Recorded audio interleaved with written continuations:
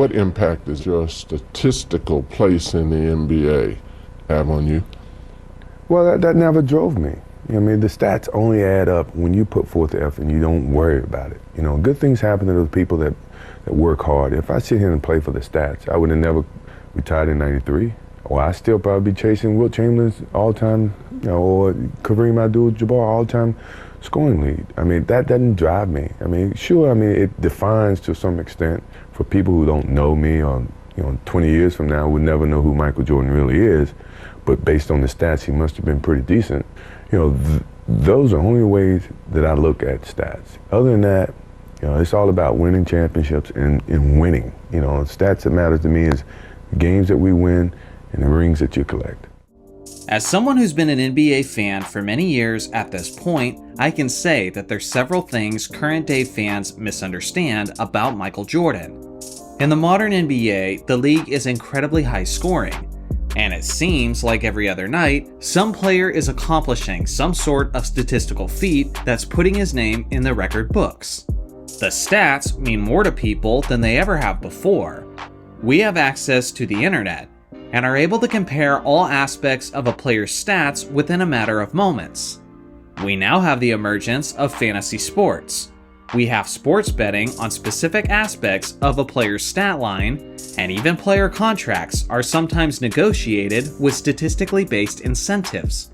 Because of all of this, the players within the league have been naturally influenced to care more about their stats than players in generations past. And in many cases, it's rather obvious.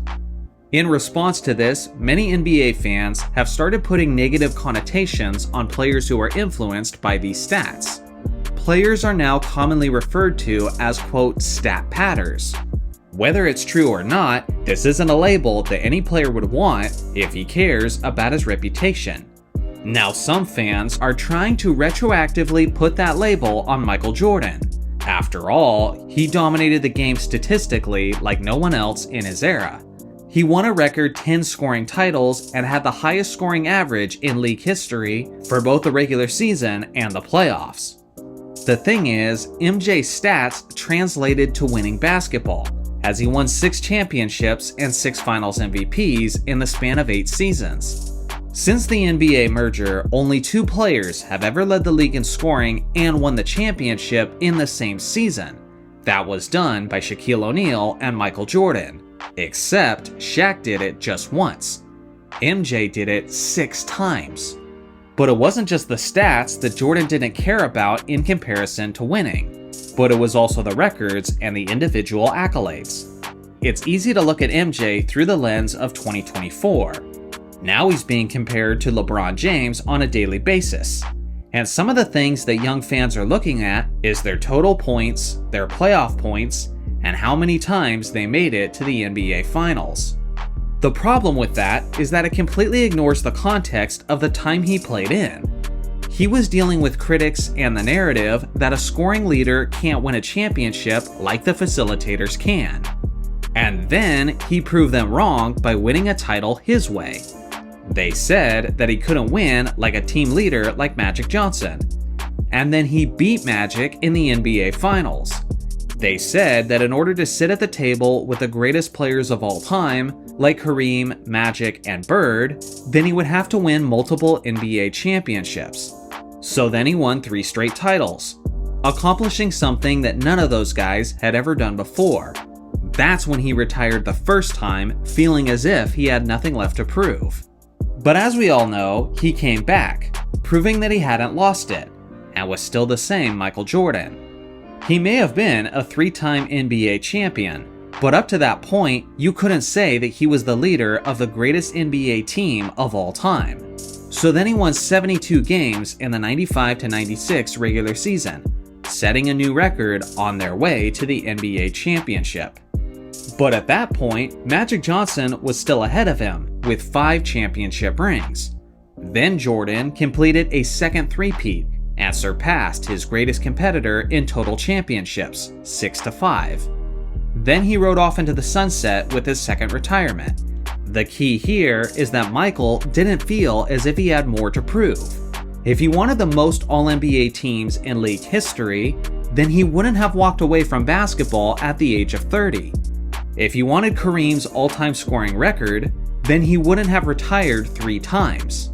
If he wanted to get as many trips to the NBA Finals as possible, then he wouldn't have joined a lottery team in the Washington Wizards in his final seasons, but he would have gone to the Lakers or Blazers instead. The point is, MJ personally felt like he needed an obstacle to overcome, and when he overcame it time and time again, that's when he could walk away, believing that he had nothing left to prove. The truth is, you can only achieve victories over the competitors of your era. MJ understood that, and in basically every way possible, he achieved those victories over his competitors. Modern NBA players like LeBron James, Nikola Jokic, and Steph Curry are compared and held to the standards not just of their current competition, but also to players from generations past. But at the same time, they have no idea what kind of future players they'll be compared to 30 years from now. Not only is it unfair to compare them to the standards of those future players, but honestly, that's not even their job to worry about. Their job is to have as much success as possible against the competition of their era. That was all that MJ cared about when he played. And from that standpoint, no one has ever been better in modern NBA history than Michael Jordan, and it's not even close. That is the truth behind the greatness of MJ. Today's video is about one of the most highly discussed basketball theories in NBA history. Would the Chicago Bulls have won the championship in 1994 and eventually in 1995 if Michael Jordan had never retired in the summer of 1993? He left the game he loved to go play another game he loved, baseball, fulfilling his father's dream after his tragic passing. The thing is, there's a lot of things at play with this hypothetical situation that a lot of people usually don't consider, and today I wanted to tackle some of those aspects. Now, one thing is for certain, who the Bulls would have been going up against in the NBA Finals if they theoretically made it in 1994 and 1995 wouldn't have changed, as Hakeem Olajuwon's Rockets were the back-to-back NBA champions coming out of the Western Conference. Seeing that the Bulls are an Eastern Conference team, they wouldn't have seen them until the NBA Finals. Therefore, Houston's trajectory certainly wouldn't have changed, at least until that point. Now, before we get into this hypothetical situation, we first have to look at what the Bulls lineup looked like when Michael Jordan was retired. The first season after Jordan had retired was actually a really impressive year for Chicago. They made several acquisitions, as they had signed the perimeter shooting assassin Steve Kerr. They signed the versatile small forward Tony Kukoc to an 8-year deal, and they signed Bill Wennington to be a backup center. This team was extremely deep, as it had much of the supporting cast of the Bulls' first three-peat, and it had some of the quality pieces of their second three-peat. Due to the fact that this team was well coached by Phil Jackson, Scottie Pippen had a career year, and they were extremely deep, they won 55 games in that regular season, and made it all the way to Game 7 of the Eastern Conference semifinals before they were controversially eliminated by the New York Knicks. Their 93-94 season was certainly better than their 94-95 season, as their second year after Jordan's departure was a lot more tumultuous, as there was chemistry issues, execution issues, and there was the lack of Horace Grant, who had left in the offseason and had signed with an Eastern Conference contender in the Orlando Magic. Due to this, Chicago was really struggling up until Jordan returned with 17 games left in the regular season. As most of you all know, Michael Jordan did help his Bulls to make it into the playoffs before they were eventually eliminated by Shaq, Penny, Horace Grant, and the Orlando Magic. One of the most common narratives about this season is that Michael Jordan wasn't yet back into basketball shape. Even in the Last Dance documentary, Michael Jordan and his physical trainer talked about how he was still in baseball shape. He hadn't quite got rid of his baseball body and got back into his basketball form, and because of that, he wasn't quite at 100% just yet. Do I agree with that narrative? Yes, to a certain extent. Jordan was definitely a little bit rusty, but with that being said, he was still a monster in those playoffs, even if you include the fact that they lost. Yes, he did have that iconic moment where he made a crucial turnover when things mattered the most. But after that point, Jordan was still efficiently averaging around 30 points per game while filling up the stat sheet and playing great defense. So although MJ was not at 100%, I do think it's a little overblown at times about the quality of shape he was in and about how well he performed. Again, one of the biggest issues for that 1995 team was their lack of an inside presence. With the absence of Horace Grant, who was now on the opposing side of the court, the Bulls really struggled with interior defense and with interior rebounding. And that was an aspect that Shaq and Grant took full advantage of. But let's refocus and look back at 1994. The Bulls were coming off of their first three-peat. And yes, Jordan was extremely tired after that three-peat. But with an opportunity to win 4 straight, and with some recent acquisitions, I think they would have been well equipped to do so. This is one of the aspects that people almost never talk about. If Michael Jordan had been on the 93-94 team, that would have probably been the deepest Chicago Bulls team that they had ever had. Think about it. They would have had Michael Jordan, Scottie Pippen, and Horace Grant. But they also had a sharpshooter in B.J. Armstrong, who was one of the best snipers in the entire league and who was in his final season with the team. And then they had also acquired another great sniper who ended up being one of the most efficient three-point shooters in NBA history, which was Steve Kerr.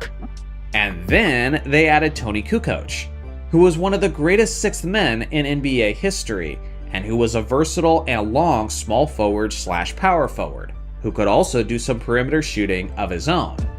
Again, there's a reason why this team was able to win 55 games without Michael Jordan and was able to compete with some of the best teams in the entire league. Also consider the fact that Scottie Pippen was in the very prime of his career. Now I gotta mention, some people in the comments might try to point out that the Bulls might not have been able to acquire Steve Kerr, Bill Wennington, and Tony Kukoc if Michael Jordan was still on the roster. But I actually disagree with that, because in the 94-93 season, Jordan was still technically on the Bulls' payroll, as he was making $4 million, which made him the 5th highest paid player in the NBA. You heard that correctly, Michael Jordan was a top 5 paid player in the NBA, even while he was playing baseball. So from a salary cap standpoint, nothing really changes. There's no reason why Jordan being on the roster would have hindered the Bulls' chances of acquiring Kukoc, Kerr, and Wennington. If MJ was on this extremely talented squad, I have no question that they would have won in the high 60s or possibly even 70 games with this group. I'm also confident that they would have steamrolled through the Eastern Conference. As always, New York would have been a little bit of a battle, but they went to 7 games with the Chicago Bulls without Michael Jordan. Now, as you all know, the Houston Rockets, led by Hakeem Olajuwon, would be waiting in the NBA Finals. And historically, that was one of the toughest matchups for the Chicago Bulls. Between the years of 1991 and 1993, Houston dominated Chicago in the regular season. Even Michael Jordan has spoken in the past about how Hakeem Olajuwon was one of their toughest matchups, as guys like Bill Cartwright didn't have a chance going up against the Dream. Anybody who knows basketball firmly believes that the Dream would have got his and would have put up monstrous numbers in this series. But the thing is, I don't know if that's enough to make up for everything else. As an out-of-conference matchup, the Bulls and the Rockets went up against each other twice in that 1994 regular season, and the Bulls actually split the series with the Rockets, as each team won a relatively close game. It was already pretty competitive, but if you give Michael Jordan, in the prime of his career, a prime Scottie Pippen, a still strong Horace Grant, and the best and deepest supporting cast that he's ever had, then I have very little doubt in my mind that the Bulls would end up winning their 4th straight championship. I think they would have been heavy favorites in that series, and personally, that's what I would have put my money on with confidence. So yes, if MJ had not left to play baseball, I believe he'd have at least 7 NBA championships and would have completed a historic 4-peat where he had defeated Hakeem Olajuwon and the Houston Rockets. But the thing is, things get a lot more interesting in 1995. Because in that offseason, Horace Grant had left the Chicago Bulls for the Orlando Magic. And again, we saw what happened in reality when Jordan rejoined the Bulls with 17 games left in the regular season. Some Bulls fans might suggest that Horace Grant would have stuck around if he had just won his 4th straight championship. And although that makes sense, money was a big factor in that decision for Grant. None of us can say for certain, outside of Horace, whether or not he actually would have left the Bulls if Jordan was still around. But seeing that Orlando made Grant one of the highest paid players in the NBA, I think it's fair for us just to assume for this video that he still ends up leaving the Bulls, which again leaves Chicago very lacking in the interior. Houston had also made a major acquisition, as they had acquired Clyde Drexler from the Portland Trail Blazers to help them try to win their 2nd straight championship. Now here's something people need to remember. The Houston Rockets in 1995 had won their 2nd straight championship in reality, but they were not this juggernaut type team. They actually had an underwhelming regular season, as they finished that year with 47 wins and 35 losses.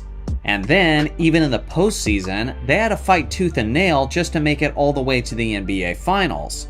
In the first round against the Utah Jazz, they defeated Utah 3-2.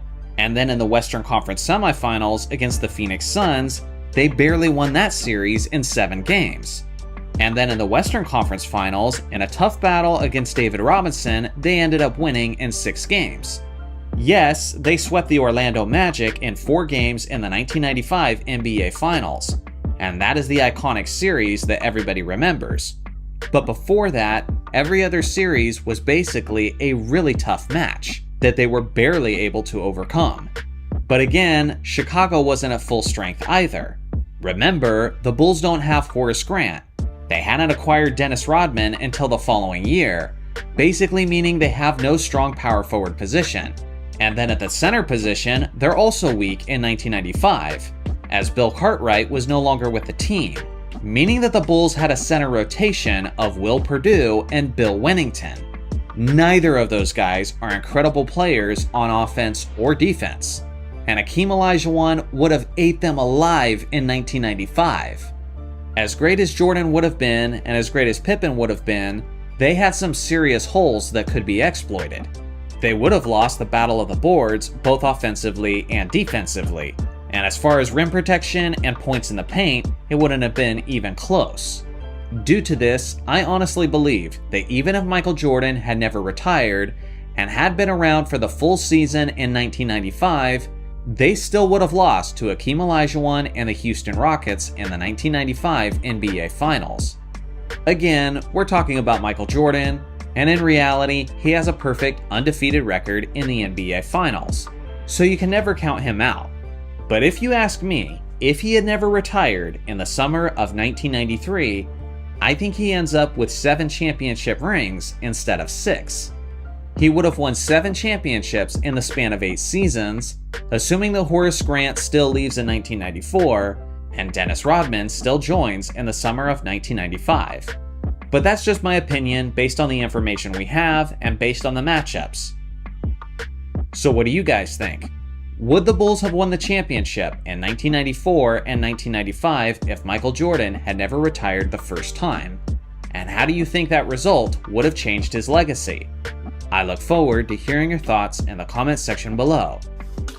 After the Bulls won their 6th championship ring in 1998, the team imploded due to turmoil between the general manager, the coaches, and the players. Most basketball fans know the details about why this team disbanded, and if you watched the Last Dance documentary that released a few years ago, then you certainly know all about it.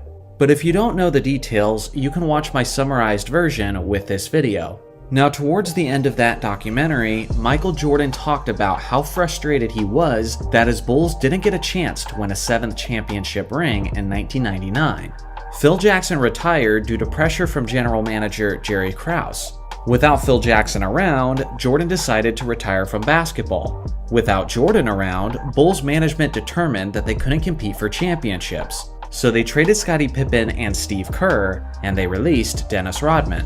Jordan was convinced that if Phil Jackson hadn't been pushed out of his coaching position, That entire squad would have returned for a chance to compete for a 7th ring in 1999, and he believed they likely would have won another championship.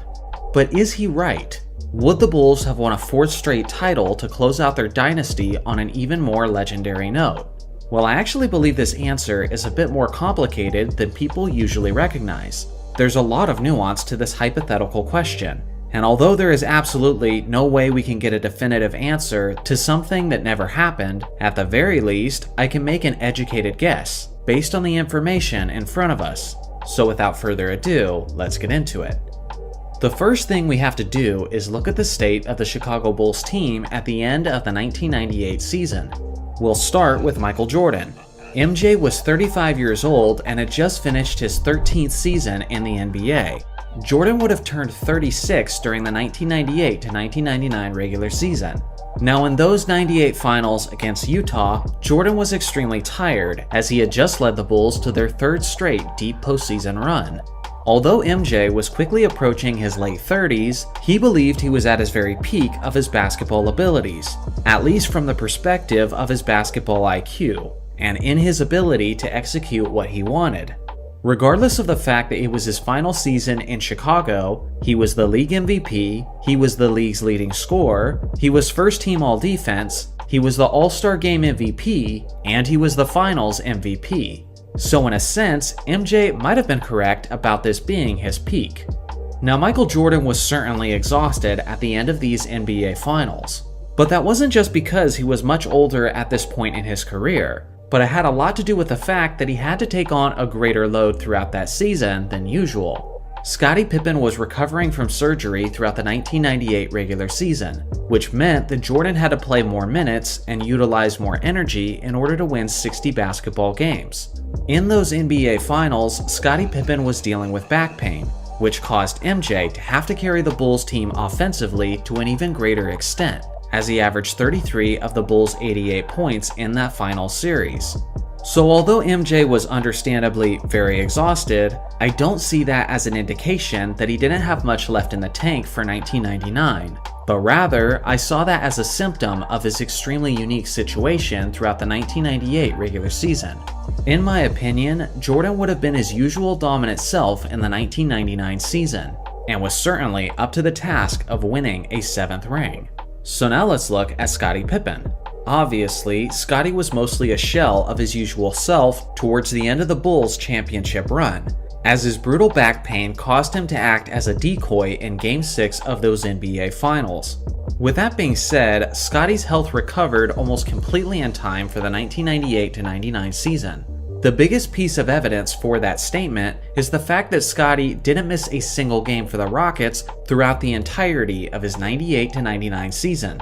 But it is worth mentioning that Pippen looked as if he had lost a small step due to his increasing age, as he averaged nearly 5 points per game less with the Rockets, and his efficiency from the field took a bit of a dip as well. His Rockets only made it to the first round of the playoffs, where they were eliminated by Shaq and Kobe's Lakers. In that postseason, Scottie was quite inconsistent. For example, in Game 2, he completely disappeared, scoring only 3 points on 0 of 7 shooting in 37 minutes of action. But in the very next game, he put up a career performance, dropping 37 points, 13 rebounds, and 4 assists, while playing all 48 minutes in a blowout victory. So at the very least, Scottie was extremely streaky at this point in his career, but to a certain extent, that was always an aspect of his game throughout his playing days. In conclusion, Pippen would have definitely lost a step in 1999, and wouldn't have been as much of a sure thing as Michael Jordan. Now let's look at Dennis Rodman.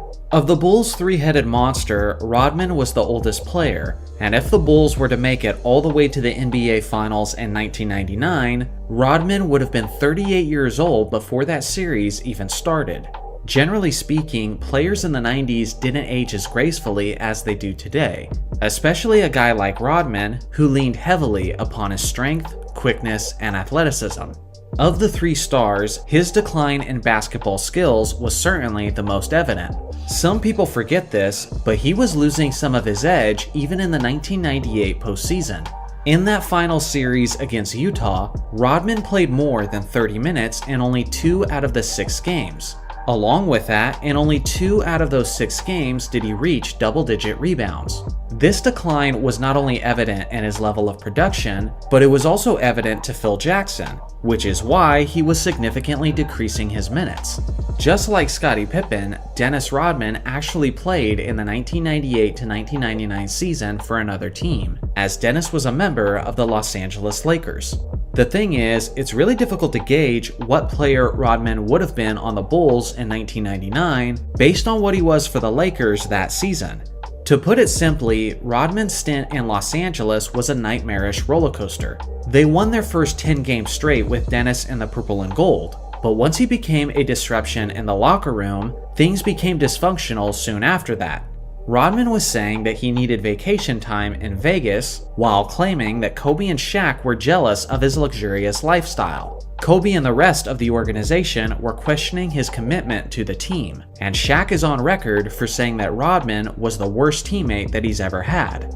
After Rodman had missed yet another Lakers practice, LA's management became fed up with his antics, and released the star forward just as the playoffs were set to begin.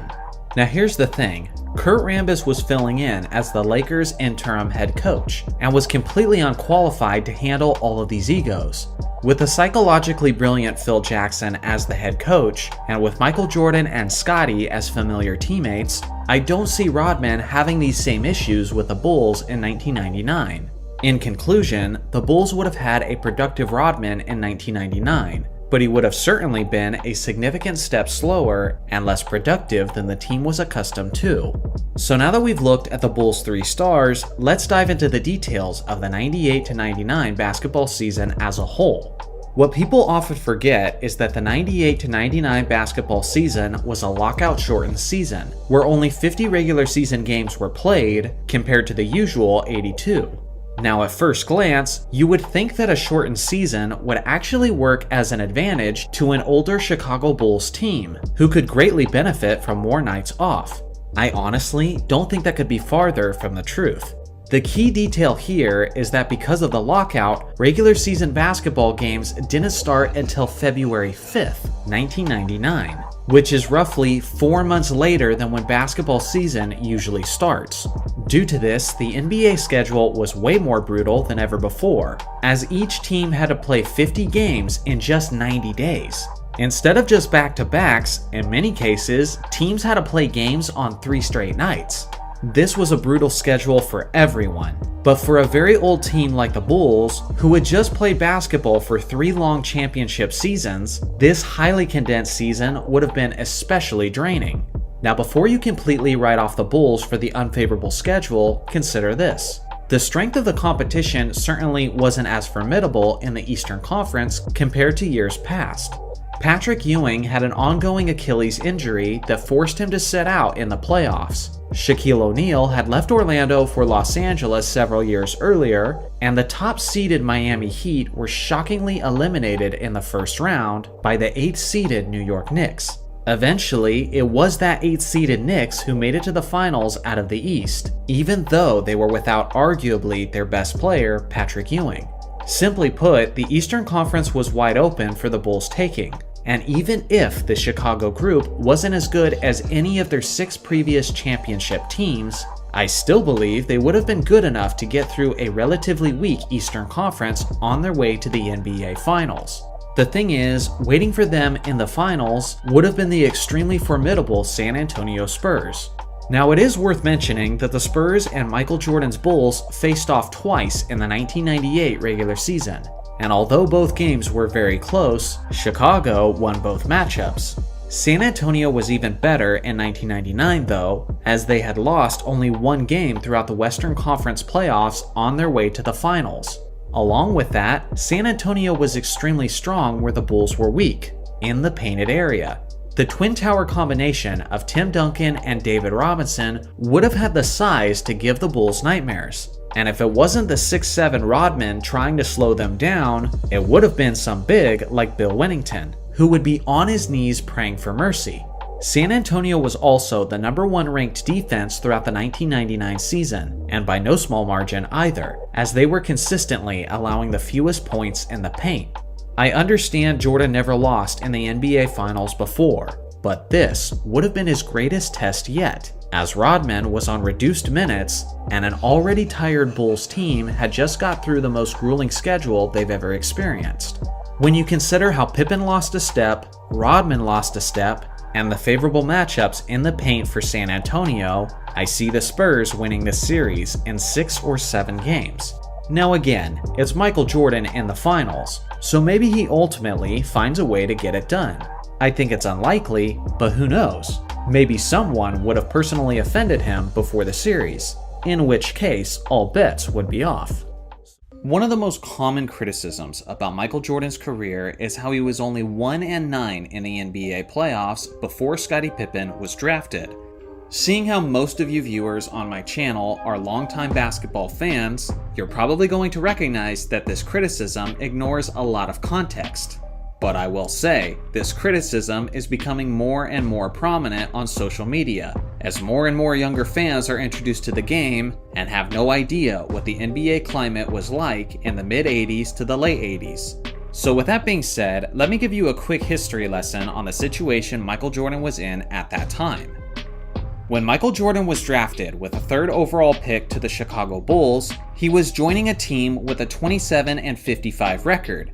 Not only was the team far outside of the playoff picture, but they had never won an NBA championship in the franchise's history. In Michael Jordan's rookie season, his teammates were Dave Corzine, Quentin Daly, Chris Engler, Sidney Green, Dave Greenwood, Rod Higgins, Steve Johnson, Caldwell Jones, Charles Jones, Wes Matthews, Jawan Oldham, Ennis Watley, and Orlando Woolridge. If you are a young basketball fan, I'm curious, how many of those guys have you actually heard of? Dave Corzine was the Bulls starting center during that era, and in the 1984 to 1985 season, as a 6'11 player, he averaged just 8 points per game on less than 50% shooting from the field. He also averaged just 5.1 rebounds per game. Of all the starting centers in the league that season, that was the 2nd lowest rebounding average. So already, MJ's at a huge disadvantage. Orlando Woolridge was actually one of the very few quality teammates. Simply put, Woolridge was one of the most athletic players in the entire league. And when you combine that with his impressive 6'9 frame, that's a couple of gifts that put him in a position to do some damage. As an above-the-rim player, Woolridge was the team's 2nd leading scorer in Jordan's first 2 seasons in Chicago, averaging about 22 points per game. Then some might point out that the Bulls also had John Paxson in those seasons, who people know now as a valuable perimeter shooter for Michael Jordan. But Paxson had not yet developed that part of his game. In the first 3 seasons of Paxson's career, he shot a terrible 27% from the 3-point line, meaning his overall value was extremely limited. Now consider this. Michael Jordan broke his foot in his sophomore season, and because of this, he was only able to play in 18 out of the 82 regular season games. Now when Michael Jordan played at least 18 minutes in a game, the Bulls had a 9-4 record. When he played less than 18 minutes, the Bulls were 0-5. Without Michael Jordan at all, the Bulls had a 21-43 record. They had the 2nd worst record in the Eastern Conference when MJ returned from his foot injury. So when Michael Jordan was active and played decent minutes, the Bulls were winning at a rate of a 57-win team. What this essentially means is that when he wasn't playing, the Bulls were the 2nd worst team in the conference. And when Jordan was playing with regular minutes, the Bulls were the 2nd best team in the Eastern Conference. That is what you call individual impact. Now consider this. In the 85, the 86, and the 87 season before Scottie Pippen showed up, the Bulls only had one Hall of Fame player, and that was George Gervin, who played for Chicago in the 85 to 86 season, which was the final season of his career. The thing is, this version of Gervin was just a shell of his former self in San Antonio, and by the time the playoffs started, he was so washed that he couldn't even get any playing time. He played in only 2 of the Bulls' 3 playoff games against Boston, and in his 11 minutes of action, he was 0 of 1 from the field with 0 points, 2 turnovers, and 3 fouls. Other than a washed Gervin, in all 3 seasons before Scottie Pippen showed up, MJ didn't have a single teammate who made an All-NBA team, or who even made an All-NBA team at any point in their career. For 3 seasons straight, he had a supporting cast that was far below the rest, and that's putting it lightly. Meanwhile, the Milwaukee Bucks that they faced in the 1985 playoffs had won 59 games. They had multiple All-NBA players, multiple All-Defense Team players, including a 2-time Defensive Player of the Year, and they had a 2-time Sixth-Man of the Year winner. The Celtics they faced in back-to-back playoffs had won 67 games in 1986 and 59 games in 1987. They had a 3-time league MVP, 5 Hall of Famers, 5 current or former All-NBA players, and 5 players who had earned All-Defense Team selections. From a talent standpoint, the comparison wasn't even close. To say that Michael Jordan's squad was shorthanded would be a monumental understatement. Essentially, anyone who criticizes Jordan is blaming him for not beating one of the best teams in the league in the playoffs and one of the greatest teams in NBA history all by himself. It is simply one of the most ignorant and casual basketball takes that someone can have. Then you have to consider the fact that when Scottie Pippen did show up, he wasn't really doing much for the first couple of seasons. In Scottie's first year with the team, which was the 1987-88 season, the Bulls won 50 games. And Scottie didn't even start in a single contest, as he only averaged 8 points, 4 rebounds, and 2 assists. Meanwhile, MJ had one of the greatest individual seasons of all time, as he averaged 35, 6, and 5, 3 steals, and 1.6 blocks on 53.5% shooting. He was the NBA scoring champion, the league MVP, and the Defensive Player of the Year in the same season. Jordan led that Bulls squad to beat the Cleveland Cavaliers in the first round, 3-2. And in that series, Jordan averaged 45, 5, 5, 3 steals, and 1.6 blocks on 56% shooting. Scottie Pippen averaged 10 points, 5 rebounds, and 2 assists. But sure, make the point that MJ couldn't get it done without Scottie. The reality is, it takes a team to win a championship. But even with that being considered, there's no way an educated basketball fan can look at the first 3 years of Jordan's career and be anything other than impressed.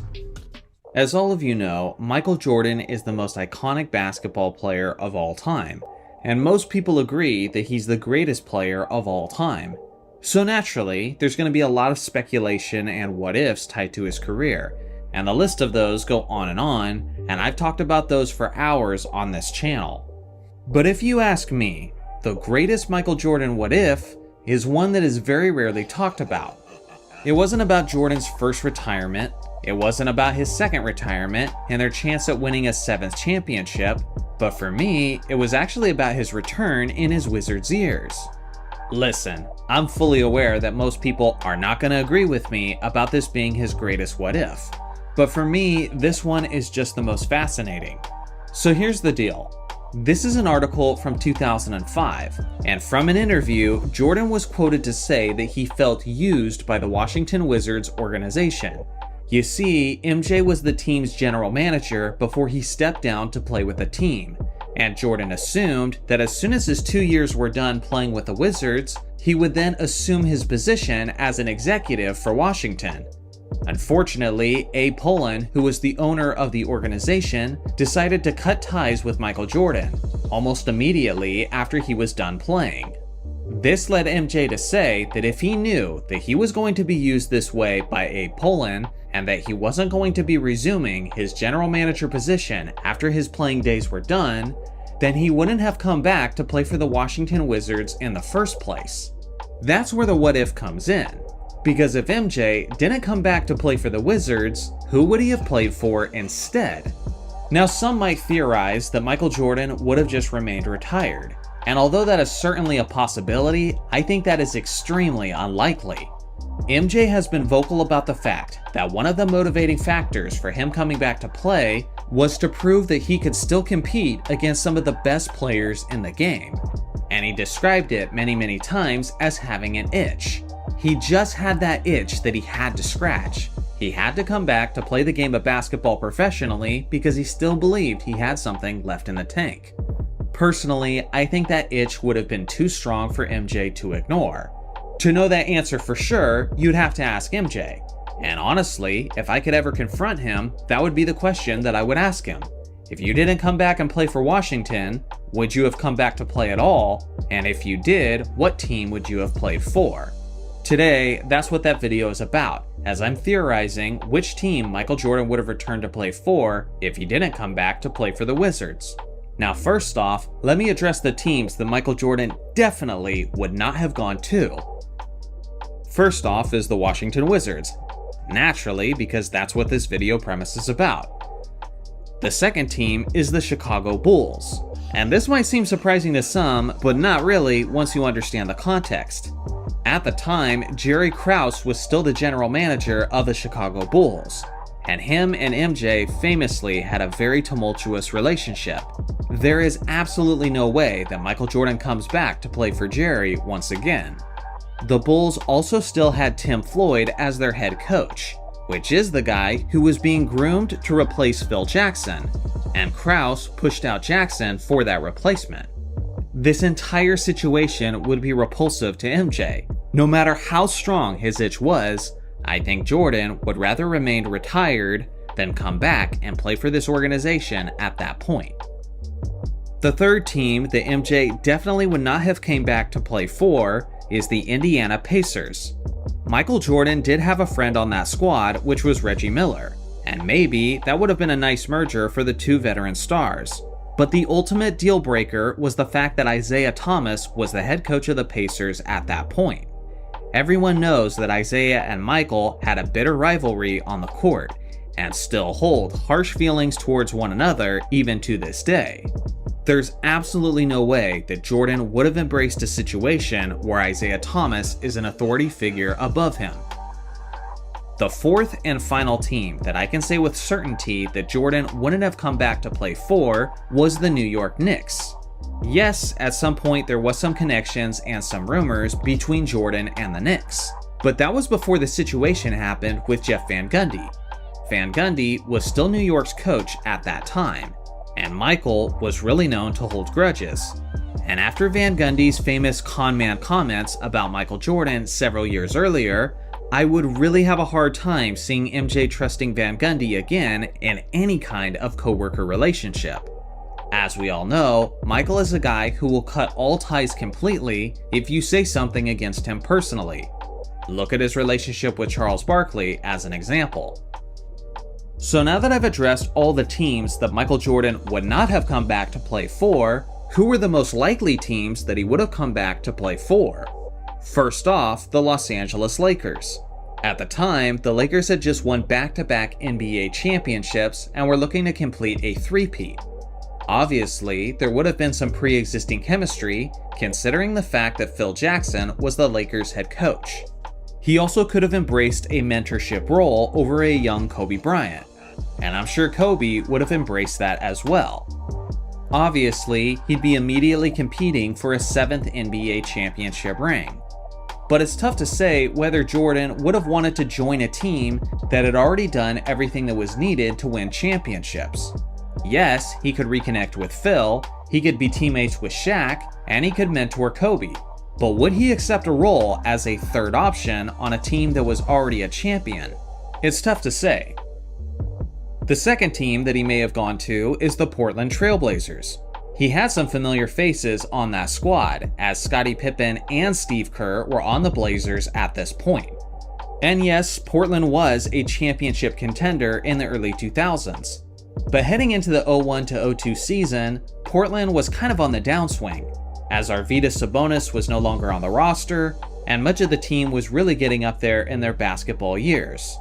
There was also a lot of negative media attention around the Blazers at this point, and they had even been nicknamed the Jailblazers for some time, due to all the issues that they were having off the court. It's tough to say whether Michael Jordan would have been okay getting a squeaky clean image involved with that organization. Plus, it's also tough to say what his relationship was exactly like with Scottie Pippen at this time. Would Pippen have even embraced MJ at that point? Regardless, I think there's enough evidence to say that he would at least have to consider it. The third team that Michael Jordan could have joined is actually the New Jersey Nets. This would have been a really interesting situation, as they were a contender in the Eastern Conference.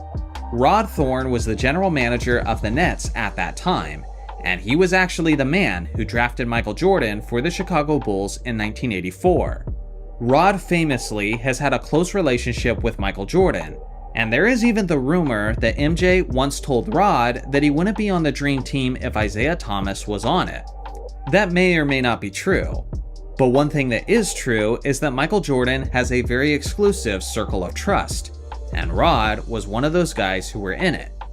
He would have been playing alongside of the best point guard in the game at that point, Jason Kidd, and they also had a strong power forward in Kenyon Martin.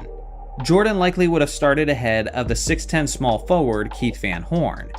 If MJ decided to go back to Rod Thorne and play for the New Jersey Nets, I think they still end up making it to the NBA Finals, but they probably still end up losing to the Los Angeles Lakers. But this time, instead of being swept, they probably win a game or two.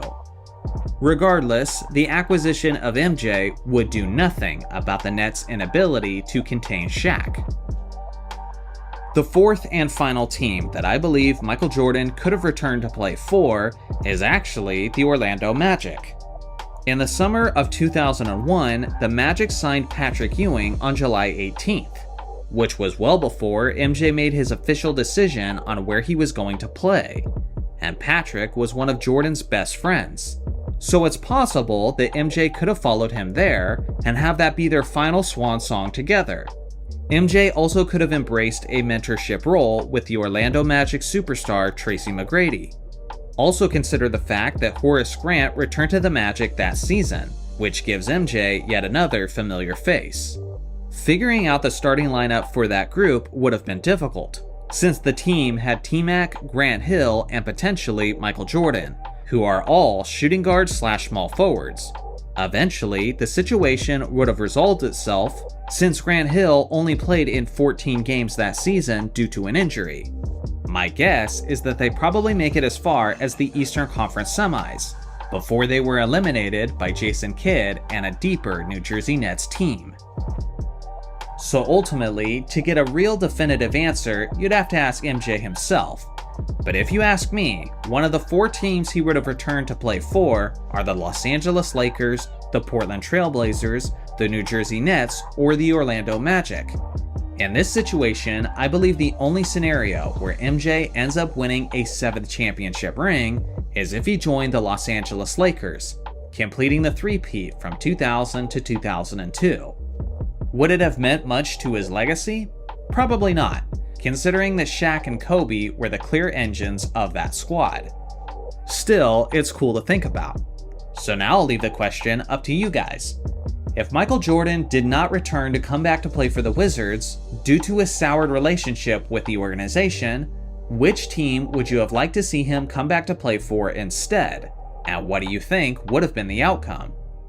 Winning 3 NBA championships in a row is extremely hard to do. Despite several teams attempting the feat, it hasn't been accomplished since Shaq and Kobe's Lakers did it in 2002. The Bulls did it twice in the 1990s, and before them, it hadn't been done since the Celtics in the 1960s. Even more difficult than a great team winning 3 straight championships is a team winning its 3rd straight title on a year where their second best player misses nearly half of the season, where all of their best players are in their mid-30s, and where their franchise is surrounded by drama, turmoil, and uncertainties about their future. This is the story about the greatest player of all time, on the greatest season of his career, playing in his final year on his dynastic franchise. This is the story of Michael Jordan and the 1998 Chicago Bulls. For us to understand the way it ended, we first have to understand how it started. In 1985, Jerry Krause was hired to be the vice president of basketball operations for the Chicago Bulls. This hiring was just 1 year after Michael Jordan had been drafted. 3 games into Jordan's second season in the league, he broke his foot, causing MJ to miss significant time. During those next several months, Jordan would visit several doctors and specialists to get treatment and opinions on his recovering foot.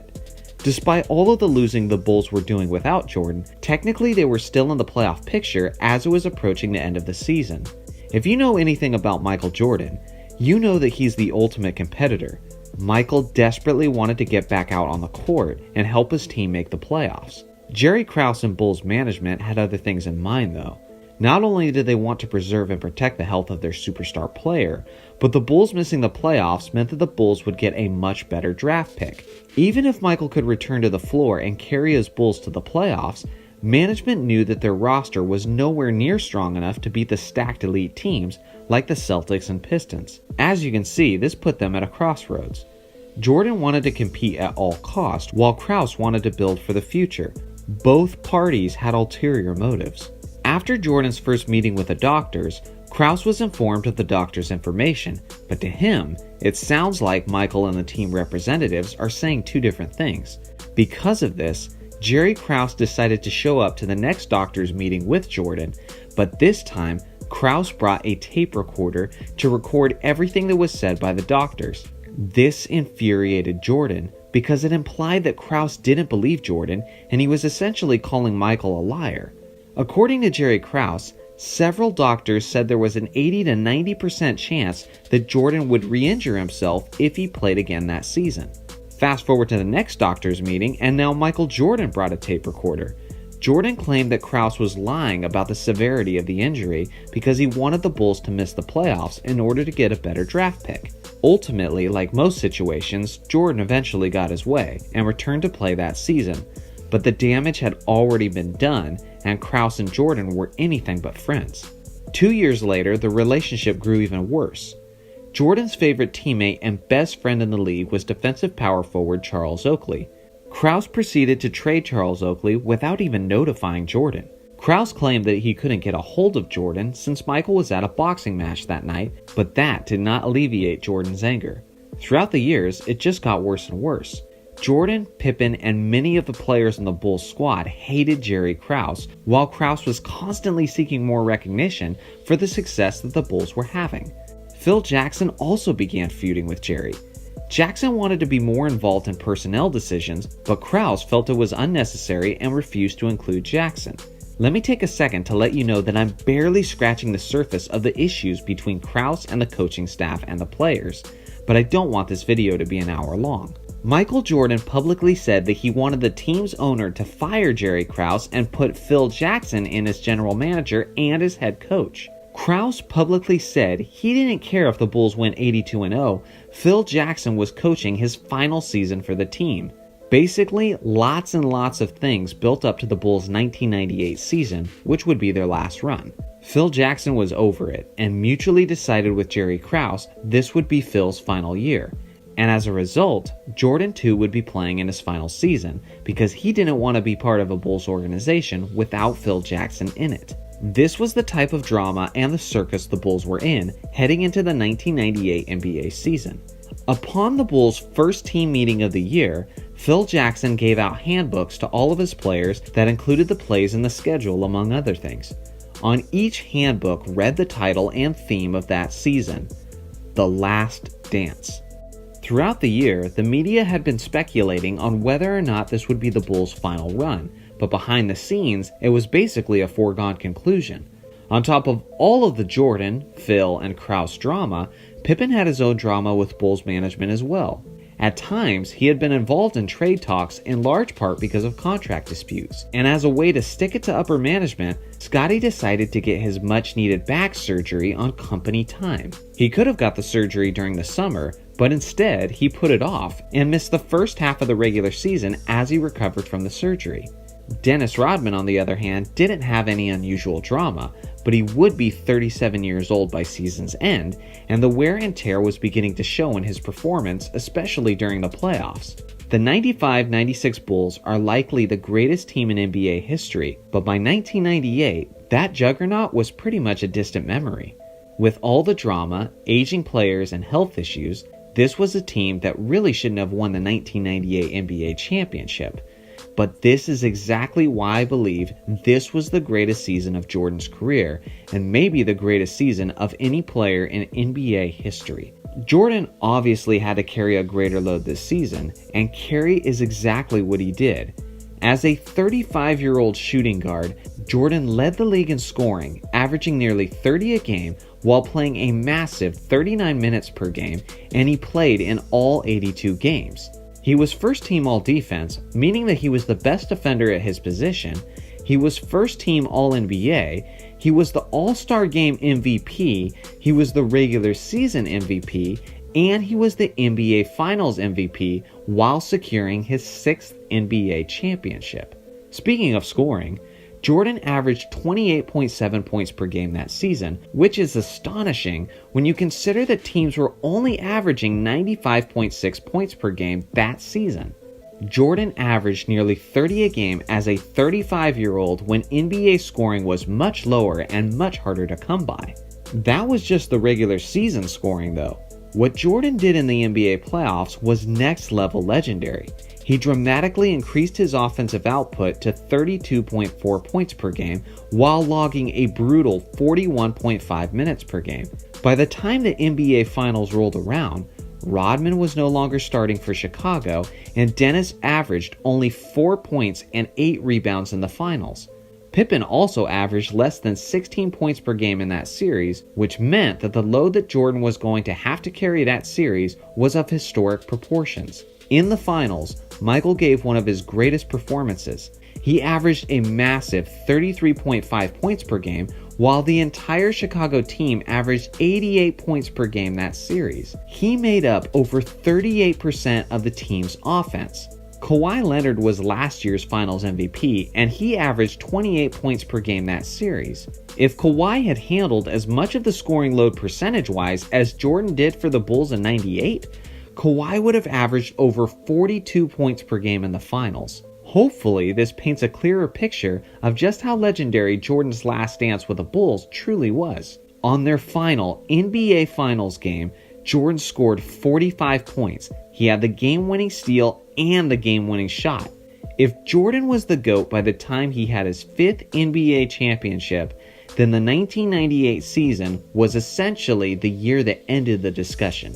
After the '98 season, Phil Jackson left the Chicago Bulls, which in turn meant Jordan retired from the NBA. Determined to prove that he could rebuild the dynasty, Jerry Krause traded Scottie Pippen, Luke Longley, and Steve Kerr, and Rodman left in free agency. As a result, the Bulls plummeted from a 62-win team to a squad with only 13 wins the following season. Krause was never able to rebuild the Bulls to be anything close to a contender, and he ultimately retired as general manager in 2003. To many people, Michael Jordan is not only the greatest player of all time, but he's an athlete with a perfect legacy. He was dominant, productive, and the very definition of a winner. His finals record is a spotless 6-0 with 6 finals MVPs to back it up. He's iconic, stylish, charismatic, and ultimately the standard of basketball excellence. With all that being said, many have grown weary of the idolization of Michael Jordan. His reputation and his legacy is so pristine that some seem determined to find and exploit his faults, thus bringing him back to the level of the competition. First, they went after his era, claiming that he played against plumbers and accountants. After that failed to sway the masses, they went after his left hand. And once again, after that trend wore off, a new critique arose. Now, they're going after his defensive reputation and examining the legitimacy of his defensive accolades and statistics. It all started with this article that I'm sure many of you have read at this point. It's titled, "A Closer Look at Michael Jordan's 1988 DPOY Award Raises Questions About Its Validity. Has LeBron James Been Chasing a Ghost?" The article was written by a man named Tom Haberstroh, and he makes a lot of claims in this lengthy piece. So what we first need to know before I dig into the details is, who is Tom Haberstroh? Well, he's an NBA analyst, a podcaster, and a sports writer who began covering the NBA in 2013. Primarily, he's an analytics nerd, and a guy who holds the value of statistics above all else. To a certain degree, I respect him for his analytical insight, because he was a guy who was truly ahead of the curve. Before Steph Curry truly broke out as an MVP level player, Tom Haberstroh was preaching the message that the NBA needed to be shooting more three-point shots. After some time, the league finally evolved into what Haberstroh had envisioned. He's a guy who's so committed to statistics that he'll even go against conventional basketball wisdom if it contradicts his numbers. For example, Haberstroh famously argued with Tracy McGrady on ESPN about how Kobe Bryant was not one of the most clutch players in the league. He's also written entire articles talking about how unintelligent heat check shots are, and that no one should be taking them. As you can see, he's pretty prone to making hot takes if his numbers warrant it. Now, getting back to the article at hand, Haberstroh claims that Michael Jordan's defensive numbers were not only inflated, but they were completely fabricated due to an agenda to get Jordan the Defensive Player of the Year award in 1988. You see, as Haberstroh correctly points out, Michael Jordan did not make the NBA's All-Defense team the previous season, and it was actually Michael Cooper who won the Defensive Player of the Year award in 1987. Both of these outcomes infuriated Michael Jordan, to the point that he wanted to make a statement with his defensive abilities in the 87 to 88 season. Allegedly, Jordan wasn't doing it alone, as the Bulls' official statistician was apparently boosting MJ's numbers by giving him extra blocks and steals on a regular basis. Now, for longtime basketball historians, the suggestion of this isn't necessarily anything new. For a long time, there have been narratives about NBA stars of the 80s and 90s getting home court treatment where their numbers are artificially inflated by biased statisticians. This has been a claim against the all-time leader in assists, John Stockton, for many years at this point. Famously, Nick Van Exel once recorded 23 assists in a single game, while playing for the Lakers in Los Angeles. But after further examination, it appears the actual assist total should have been closer to 17.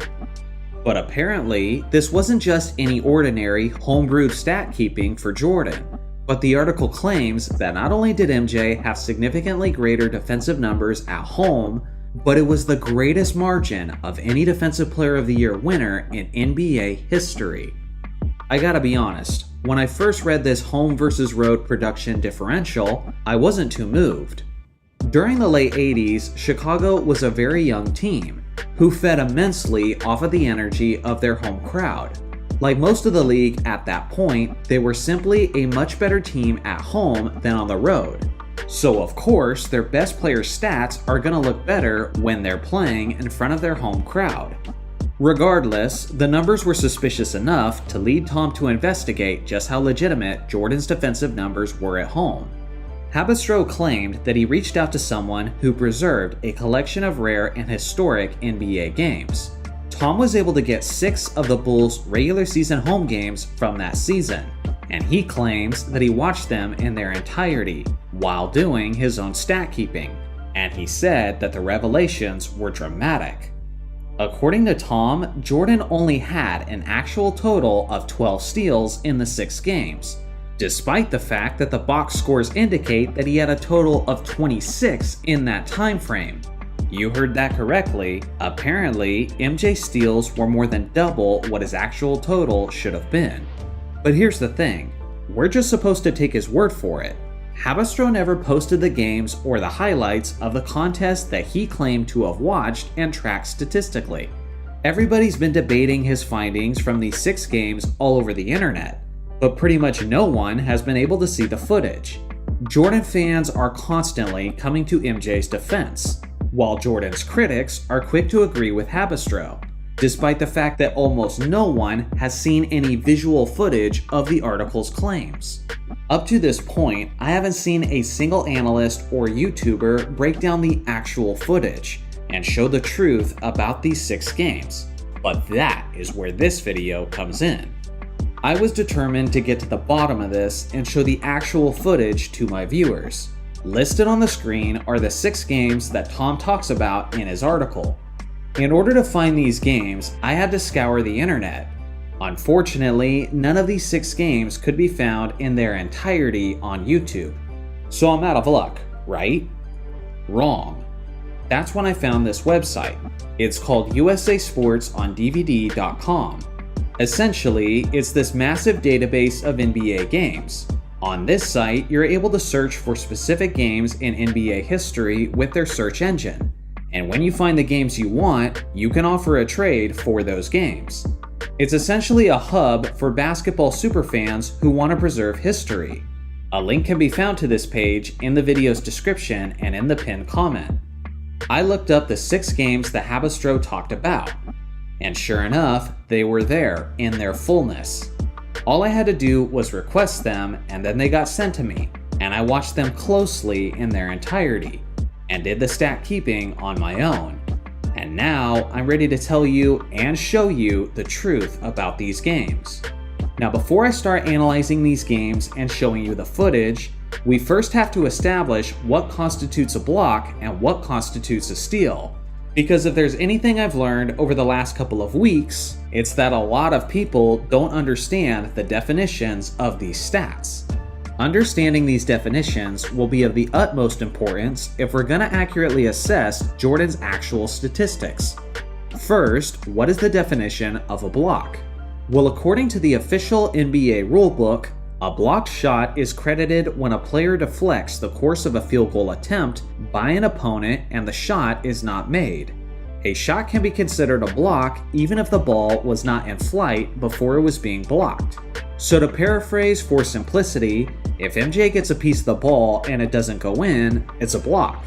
This is important to remember because Michael Jordan contested a lot of shots, and in many cases, it was extremely difficult to tell if he got a piece of the ball on a contest, especially when we're looking at 1980s tapes that look like it was filmed using a sweet potato. I'll give my honest opinion on MJ's block totals, but as you'll see shortly, it's up to interpretation in some cases. Now, what is the definition of a steal is a bit more cut and dry. According to the official NBA rulebook, a steal is credited to a player that legally takes the ball away from an opponent, intercepts a pass, or otherwise obtains possession on the ball following an opponent's turnover, providing the ball has remained in bounds and the clock has not stopped. If a player deflects a pass or dribble and controls his deflection either away from an opponent or towards a teammate, resulting in eventual possession for the defense, the player causing the deflection is credited with the steal. Again, that last detail is extremely important. If a ball is deflected, it's not necessarily the player who gathered it who gets the steal, but it's the one who initially deflected it. So now that we understand the definitions, let's get into it. The first of the 6 games was on November 20th, 1987 against the Atlanta Hawks. According to the official box score, MJ had 4 blocks and 4 steals. For both blocks and steals, I will be categorizing them as quote definitive and as quote possible, which is the category of the ones I don't count but can be debated. Here is Jordan's definitive blocks. This is the first. This is the second.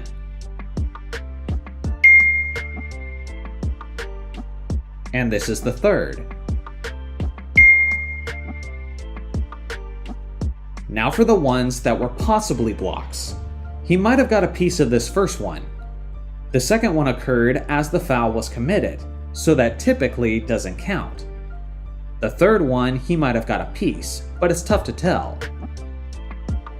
Now for Jordan's definitive steals. Pretty straightforward. And that's all the definitive steals I saw for Jordan in this game. He had a lot of deflections where the Hawks kept possession, and he forced a lot of bad passes and traveling violations, but those are not technically supposed to count as steals. Now here is Jordan's possible steal, and in my opinion, this shouldn't count, because he never established possession before losing it out of bounds. So now let's recap. The box score said that Jordan had 4 steals and 4 blocks. At most, he had 2 steals and 6 blocks. But by my sincerely honest count, he just had 1 steal and 3 blocks, which is well short of his box score total. Now let's move on to Game 2. This was on January 5th, 1988 against the Indiana Pacers. According to the box score, Jordan had a whopping 4 steals and 5 blocks. This was the first definitive block. And that was the only definitive block. This was his possible block. Now here's the definitive steal. And here's his possible steal. I didn't count this one for MJ because although he's the assigned defender, it doesn't look like he ever gets a piece of it before it ends up in Dave Corzine's hands. So to recap, based on the quote official stats, Jordan had 4 steals and 5 blocks. But based on my viewing, at most, he had 2 and 2. And by my actual count, he only had 1 of each. That is a jarring gap from the box score. We're only 2 games into Tom Habistro's 6-game sample, and things are already looking pretty bad for MJ. Now let's look at the 3rd game, which was 2 days later against the Denver Nuggets. Allegedly, MJ had 6 steals and 4 blocks on this night. Here's the definitive blocks.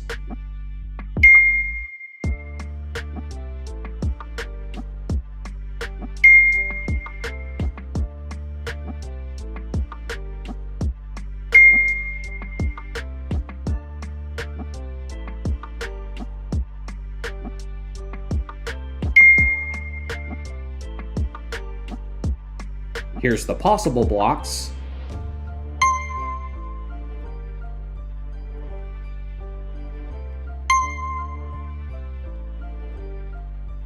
Now the definitive steals.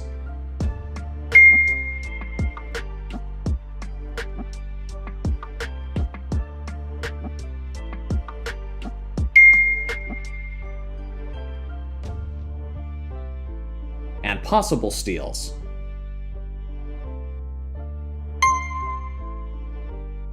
So to recap, 6 and 4 in the box score.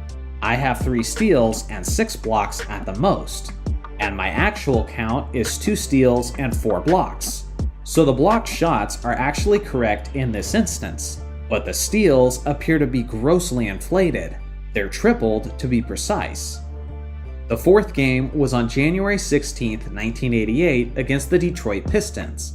Fun fact, a giant brawl broke out in this random regular season game between the Pistons and the Bulls, because of course it did. The box score said that MJ had 4 steals and 4 blocks on this evening. Here are the definitive blocks.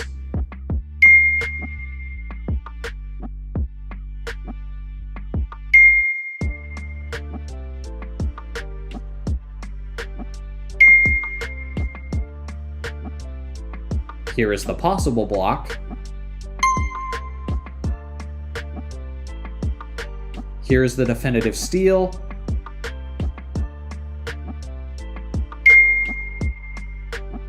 And here's the possible steal. The stat sheet said that there was 4 steals and 4 blocks. At most, he had 2 and 4. And by my honest count, he had 1 and 3. Even this steal by Rory Sparrow should have gone to the box score, but when we take a look, you'll see that Sparrow had no steals tallied, and this one should have been obvious. On to Game 5. This was on February 15, 1988 against the Atlanta Hawks. The box score says that MJ had 5 steals and 2 blocks, so let's take a look. The definitive blocks.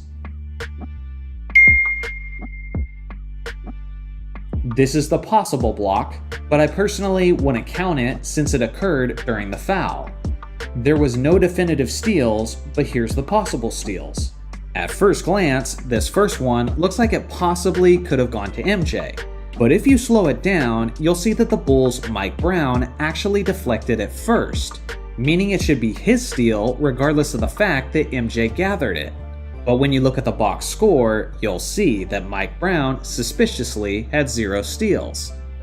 The Bulls were unable to maintain possession on the second one where MJ tries to save it, so there's no clear steal here either.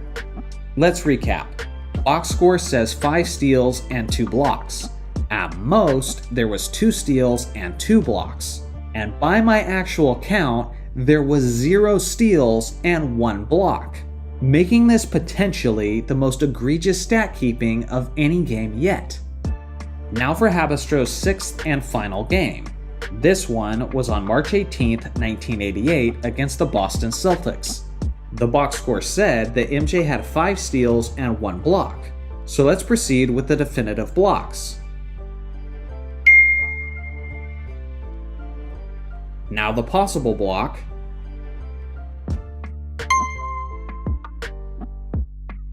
The definitive steals.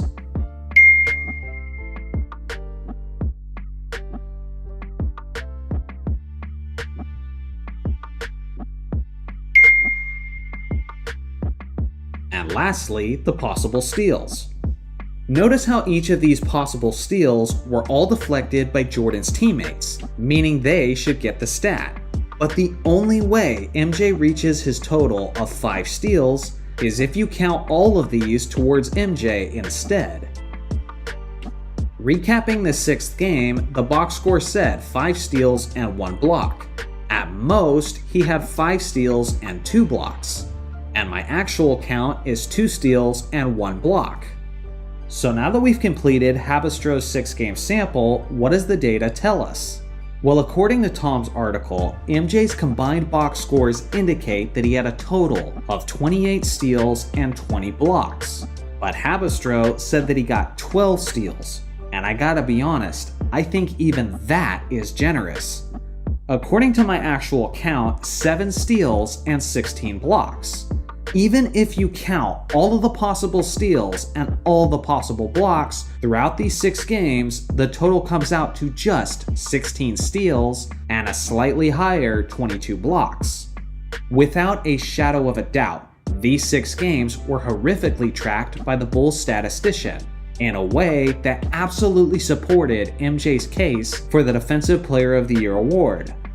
Now, I could simply end the video there, saying that Tom Habistro was right, the footage proves it, and now we can all put an asterisk on MJ's lone DPOY. But something still wasn't sitting right with me. I thought to myself, why did Tom Habistro pick these 6 games specifically? Sure, they were all home games that were tracked by the team's statistician, but they had a whopping 41 home games that season. And he just happens to pick these 6 games that span over a 5-month stretch? Seems odd to me. Then I thought about the nature of this article, how he literally mentions LeBron James in the title, in the beginning of the article, and in his closing thoughts. Then I started doing the math. The article seems like it's oozing with bias to diminish Jordan and elevate LeBron James. I genuinely considered, was Clutch Sport funding this article? If Tom wanted to make an article to belittle Jordan and support James, then he would aim for the most egregious examples of bad stat keeping that he could possibly find. Which then made me think, did he cherry pick these games? Is it possible that Tom watched a lot more games than he said he did, and he only just grabbed a quote sample of the most egregious examples? Of course it's possible. So this realization meant one thing for me.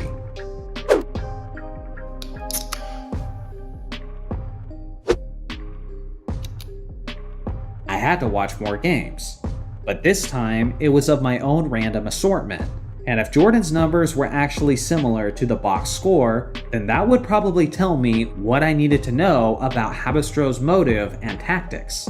Listed on the screen is the games I picked, and I selected these because they were all home games for the Bulls during the 87-88 season, and Jordan had some especially impressive defensive numbers during these contests.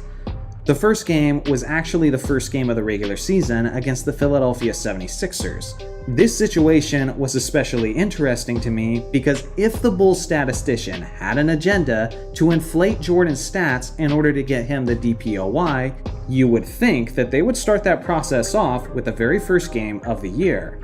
According to the box score, Jordan had a massive defensive performance of 6 steals and 4 blocks. Here's the footage of the blocks.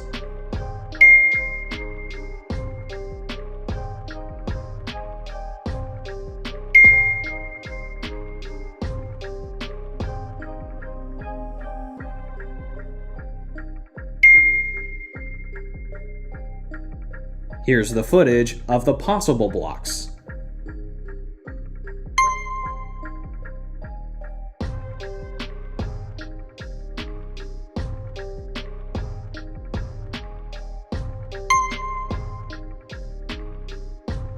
Here's the steals.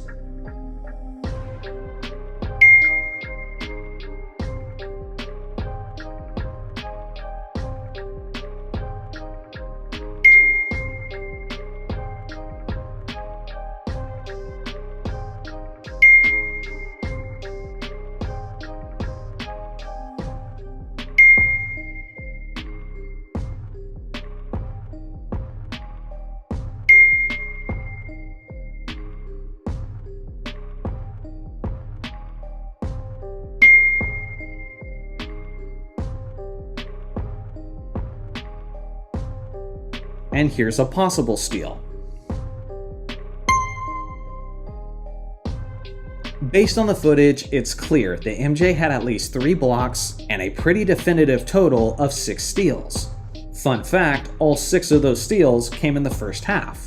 Now it has to be said, we quickly noticed that this is a dramatic difference from the games that Haberstroh tallied, as the box score seems almost completely identical to what actually happened on the court.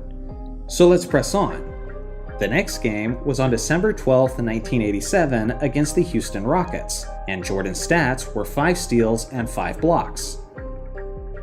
Here are the blocks.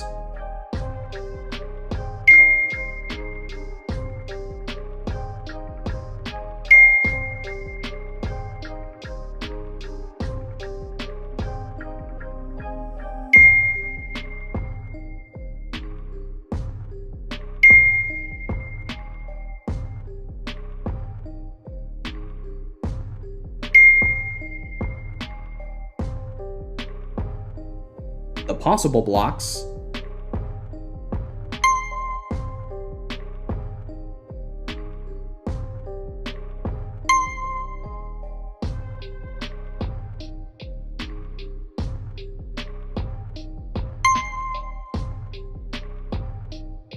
the steals,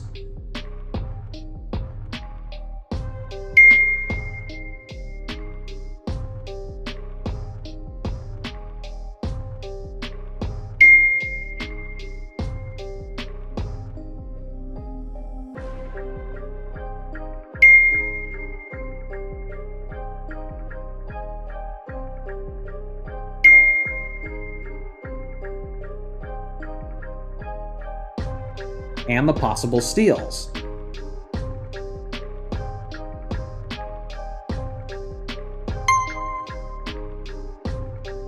Again, this is almost completely accurate.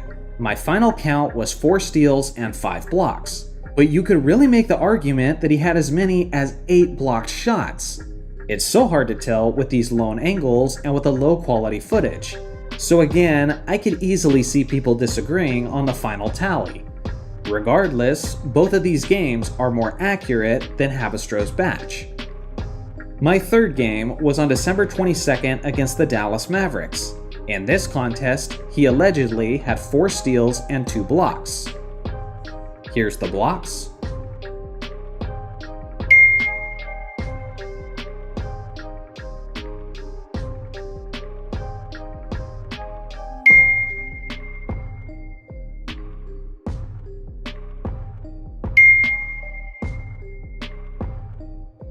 Possible blocks,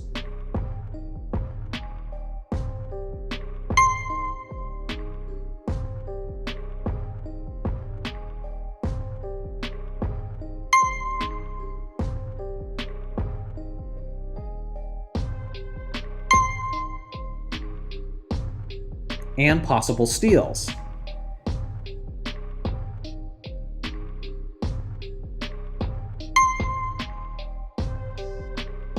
Now this is the first game of my batch that's egregiously off, and interestingly, it's in both positive and negative ways, but mostly negative. Again, the box score said 4 steals and 2 blocks, but my final count is 0 steals and 3 blocks, possibly as many as 6 blocks, because those 3 possible ones genuinely look like they may have been blocks. The 0 steals are brutal though. I'm telling you guys, I watched every minute of this game extremely closely, and I have no idea where the statistician pulled these steals from. I had one lone possible steal, but if you ask me, it definitely looks like John Paxson initially deflected the ball, meaning it should be his steal. Now let's look at the final game of my batch. It was on February 23rd, 1988 against the Seattle Supersonics. Allegedly, Jordan had 4 steals and 2 blocks. Here's the block.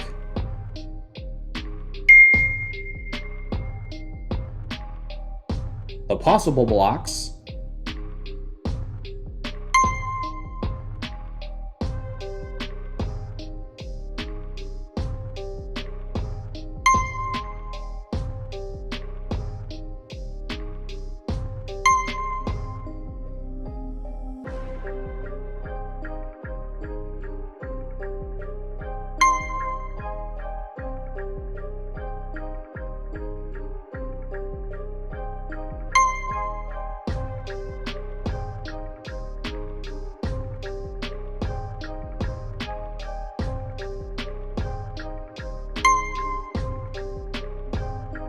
The steals,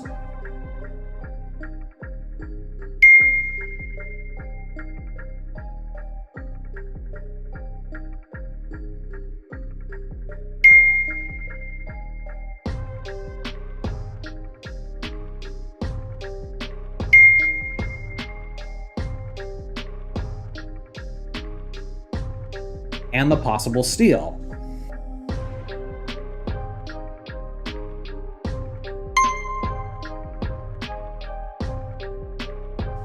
By my actual count, this one is short, as I have MJ with 3 steals instead of 4, and just 1 block instead of 2. But to be fair, I did see 2 or 3 possible blocks that may have actually been legit, but it's just too difficult to confirm with this low quality angle. So now that we've seen the footage of all 10 home games, what are some of my stats and conclusions? Well, first, we gotta tackle the elephant in the room, which is steals.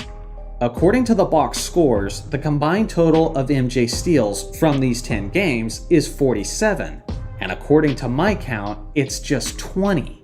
Even if you include all of the quote possible steals in this video, Jordan's total only comes out to 33, still falling way short of his recorded total of 47.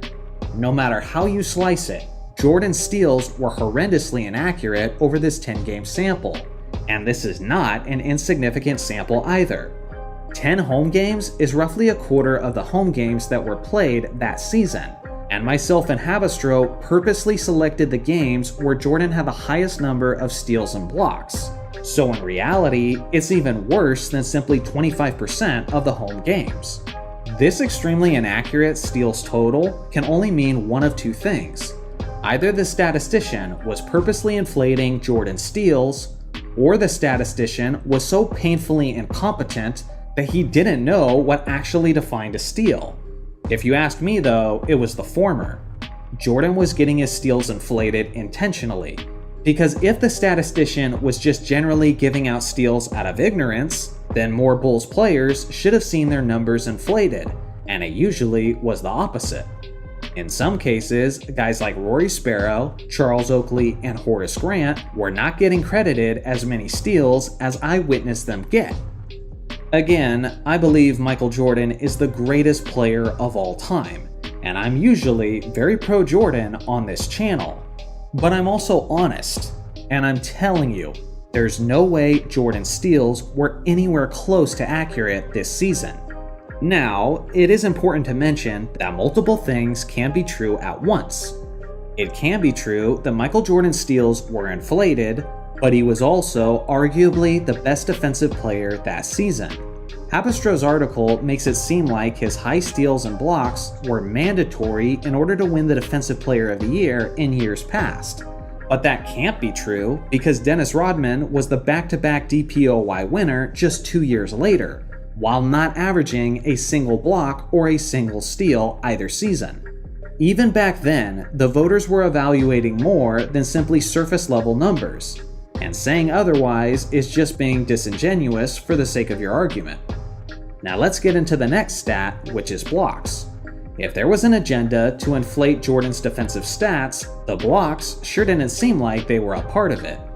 The box scores indicated that MJ had a total of 33 blocks over this 10-game stretch, and according to my count, he had 28. The thing is, I didn't have as good of a view as the guy sitting at the scorer's table, and if you count the possible blocks, that count skyrockets to 48. Obviously, not all of those were legitimate blocks, but some of them likely were, which probably means that the box score was pretty accurate in terms of total blocks. Personally, that was easily the most impressive thing I witnessed by watching these games closely. As a 6'6" guard, MJ was a shot blocking machine. He contested everything. Without a shadow of a doubt, I can say that I've never seen a guard cover as much ground as MJ did as a shot blocker. He was constantly lurking, waiting for his moment to strike, similar to a prime Ray Lewis in the NFL. Whatever the actual total of Jordan's blocks were, I guarantee you that he altered at least 3 times as many. So in conclusion, here's the things I learned in this video. 1. Tom Habistro probably handpicked the most extreme examples. 2. There was a lot of truths in Tom's article, regardless of agenda. 3. MJ steals were definitely inflated to an insane degree. 4. Blocks were seemingly not a part of the inflation. 5. A young MJ is without question the best shot blocking guard that I've ever seen. 6. This video is gonna make people lose their minds on both sides of the argument. As far as my opinion on MJ's 1988 DPOY and if he should have kept it, well, you'll have to wait for my next video, as I'm tackling who the real DPOYs should have been in the 1980s. I also want to let you guys know that I'm not done researching these types of topics, because although we now have answers about MJ's 1988 season, it also raised a lot of questions, like just how widespread was this statistical inflation issue in the NBA. In future videos, I want to look at things like John Stockton's assists, or Alvin Robertson's record-breaking season where he averaged 3.7 steals a game, or heck, even Magic Johnson had a season early in his career where he averaged an insane number of steals, and then his numbers mysteriously declined dramatically to look much more pedestrian. I'll even look at some modern players and see if there's any more recent examples of statistical inflation. Again, I plan on learning the truth about that in future videos. Since the NBA introduced the Defensive Player of the Year award in 1983, the league has followed a couple very specific trends when determining the winner of the award. For one, the voters highly favor the center position. Since the award became a thing, a center has won the race 26 out of 41 times. The other major trend is that the league highly favors great defensive players on top-tier teams. In the league's history, 30 out of the 41 winners have played on a top 4 seeded team. And what's even crazier is that each and every one of those 41 winners were on a playoff team. So as you can see, the typical formula for determining the winner is simple, which is essentially who's the best defensive center of the top seeded teams. But what if we said screw the formula and instead simply gave the award to the player who was honestly the best defensive player that season, regardless of what position he played and regardless of how his team finished? Well, if we did that, things would change up quite a bit. Today, the decade that we're looking at is the 1980s, and let me know in a comment if you agree or disagree with these choices. Now let me start off by saying that the Defensive Player of the Year award didn't officially exist until the 1982-83 season, which means that the first 3 selections on my list will be completely brand new honors, with no changing of hands whatsoever. So without further ado, let's get into it.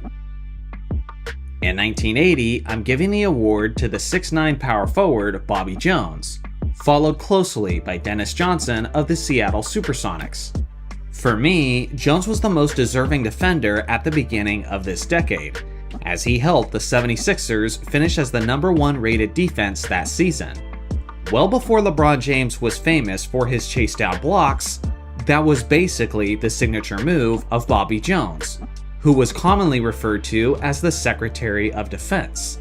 He was usually Philadelphia's sixth man, but coming off the bench, Jones was an explosion of energy and hustle, and he was a turnover-causing machine, as he averaged 1.3 steals and 1.5 blocks, while smothering offensive players and forcing them into bad shots and bad passes.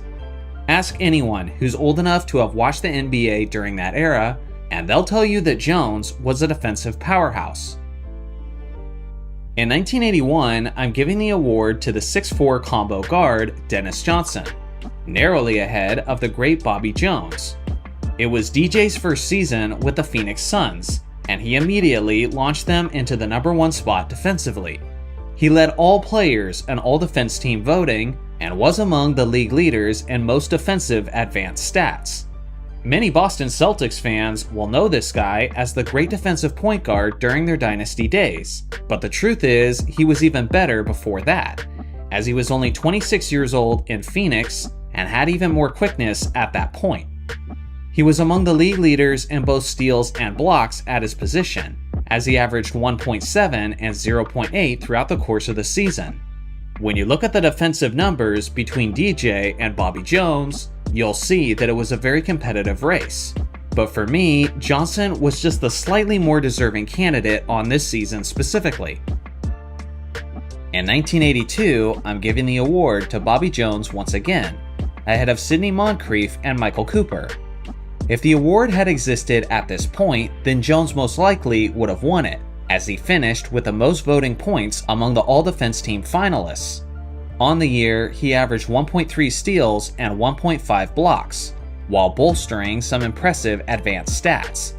What also helped his case was the fact that he had a longer impact on the court, since he was now moved into the role of a full-time starter. Guys like Sidney Moncrief and Michael Cooper were their usually stifling selves on the perimeter, but regardless, the Secretary of Defense was widely viewed as the best defender in the game at this point. Now for the years where the award actually existed. In 1983, Sidney Moncrief was named the first ever Defensive Player of the Year, and he's losing the award to the underrated rim protector Tree Rollins. Moncrief was one of the greatest perimeter defenders that the game of basketball has ever seen, and he would often contain opposing stars to numbers well below their usual averages. With that being said, Moncrief did get a significant boost to his DPOY case thanks to his team's overall success. On the other hand, Tree Rollins of the Atlanta Hawks was carrying his team defensively, as he was an anchor in the paint, averaging 4.3 blocks per game on the season. For a single season, that's actually the 10th highest blocks per game average in NBA history. Moncrief just barely finished ahead of Rollins in the DPOY voting, but again, I think that had more to do with the fact that the Bucks were division winners, while the Hawks barely made the playoffs. When you compare their overall defensive statistics side by side to one another, you'll see that there's almost no metric where Moncrief comes out on top. In 1984, Sidney Moncrief won his second straight DPOY, but on my list, he loses the award to the defensive giant Mark Eaton. As usual, Moncrief was the cream of the crop when it came to perimeter defense, as he was regularly putting the clamps on opposing star guards. He just narrowly beat out the 7'4" Utah center, finishing with 19 votes to Mark's 14. But I think most of that can be accredited to the team's overall success. And when you look at the two players head-to-head, you'll see that Mark had the edge in most defensive statistics, including the best defensive plus-minus in the entire league. Mark averaged a whopping 4.3 blocks this season, and only 26 minutes per game. Just imagine what his numbers would have looked like if he had played 36 to 40 minutes. He had a tremendous defensive IQ and communicated well with his teammates on defense. Ultimately, you can't go wrong either way, but for myself personally, I think Mark offered a tad more value than Moncrief in this specific season. In 1985, Mark Eaton won his first official DPOY, and on my list, he's keeping the award, ahead of Sidney Moncrief and Michael Cooper. To put it simply, this wasn't all that close, as Mark had one of the most terrorizing, rim-protecting campaigns that the game of basketball has ever seen. In 34 minutes per game, he averaged an NBA record 5.6 blocks throughout the course of the regular season. He had 6 games that year with at least 10 blocks, including a 14-block performance against the Portland Trail Blazers on January 18th. Those are just the ones that he actually swatted, but the shots he contested and altered were way higher than just that. For some perspective, Hakeem Olajuwon finished with the second highest blocks per game average that season, and he had less than half of what Mark averaged. Despite the fact that Utah only finished that season with a 41-41 record, they still had the best defensive rating in the entire league. And of course, the vast majority of that credit belongs to their big man down low. In this case, it isn't even worth talking about second place, because of just how utterly legendary this defensive campaign was from Mark. In 1986, Alvin Robertson was named the Defensive Player of the Year, and he's keeping the award just barely ahead of the 7'7" Manute Bol. Robertson was a 6'4" guard who was an absolute hound on the perimeter. For his size, he was a tremendous shot blocker, but his greatest gifts were his instincts and his remarkably quick hands that made him arguably the greatest pickpocket in league history. In this season specifically, he was especially dangerous as he averaged an NBA record 3.7 steals. He played all 82 games that year, and he got at least 1 steal in 81 out of the 82 games. Talk about defensive consistency. Just slightly behind of Robertson on my list is the rookie Manute Bol, who averaged a monstrous 5 blocks in only 26 minutes per game. The thing is, as many shots as he blocked in the interior, he would sometimes get exploited for his lack of quickness, and sometimes relied too heavily on his length to make up for his subpar lateral speed. By the thinnest of margins, Robertson keeps the award for his all-around defensive prowess. In 1987, Michael Cooper won his only DPOY, but on my list, he loses the award to the constantly tenacious Alvin Robertson. If I'm being honest, I have no problems with the award going to Cooper, as he was arguably the greatest defensive player in Lakers franchise history. But when you boil it all down, I just think Robertson was just a bit better. Cooper won the award with 25 votes to Robertson's 16, but I think most of that was because the voters were blinded by the aspect of team success, as the Lakers had the best record in the league, winning 65 games, while the Spurs didn't even make the playoffs as they won only 28 games. When you look at it on an individual level and do a side-by-side comparison, you'll see that Robertson crushed Cooper by basically every defensive metric. I understand that defense is more than just stats, but when both players seem to have a similar impact just from the eye test, but one guy clearly outpaces the other in every statistical category, then yeah, stats can be a major deciding factor. Mark Eaton and Michael Jordan also had fantastic defensive seasons of their own, and probably deserved a little more credit with the voters. But at the end of the day, I still believe that Robertson was the top of the class in this department, even if the rest of his team sucked. In 1988, Michael Jordan won the Defensive Player of the Year, but on my list, his cheating ass loses the award. Alright, I'm kidding, he keeps it. Obviously, this award has been met with plenty of controversy in recent months, as it appears that Jordan's steals were artificially inflated at home by a biased statistician, which is a topic I covered recently in this video. With that being said, I do believe homebrewed stats were a common issue during that era, and even if you look at his steals average from simply his road games, MJ was still among the league leaders. By far, MJ's most impressive defensive skill from this season was his tremendous shot blocking. I've never seen a guard cover as much of the court defensively as a shot contester. MJ went after everything, and just from watching games, you can tell that his presence was always felt on that end of the court. Much of this was probably because this was the most motivated Michael Jordan had ever been as a defensive player, since he had just lost the race the previous year to Michael Cooper. and Jordan had expressed publicly that angered him and drove him to be better. He certainly wasn't a perfect defensive player, as he often gambled in the passing lanes and was often hunting for blocked shots as the help defender. With that being said, the pros far outweigh the cons. Two all-time great rim protectors in Mark Eaton and Hakeem Olajuwon each had tremendous campaigns of their own.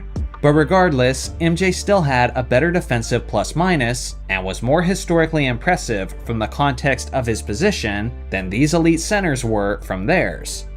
Without question, MJ was the most deserving candidate. In 1989, Mark Eaton was the Defensive Player of the Year yet again, but on my list, he loses the award to the all-time great Hakeem Olajuwon.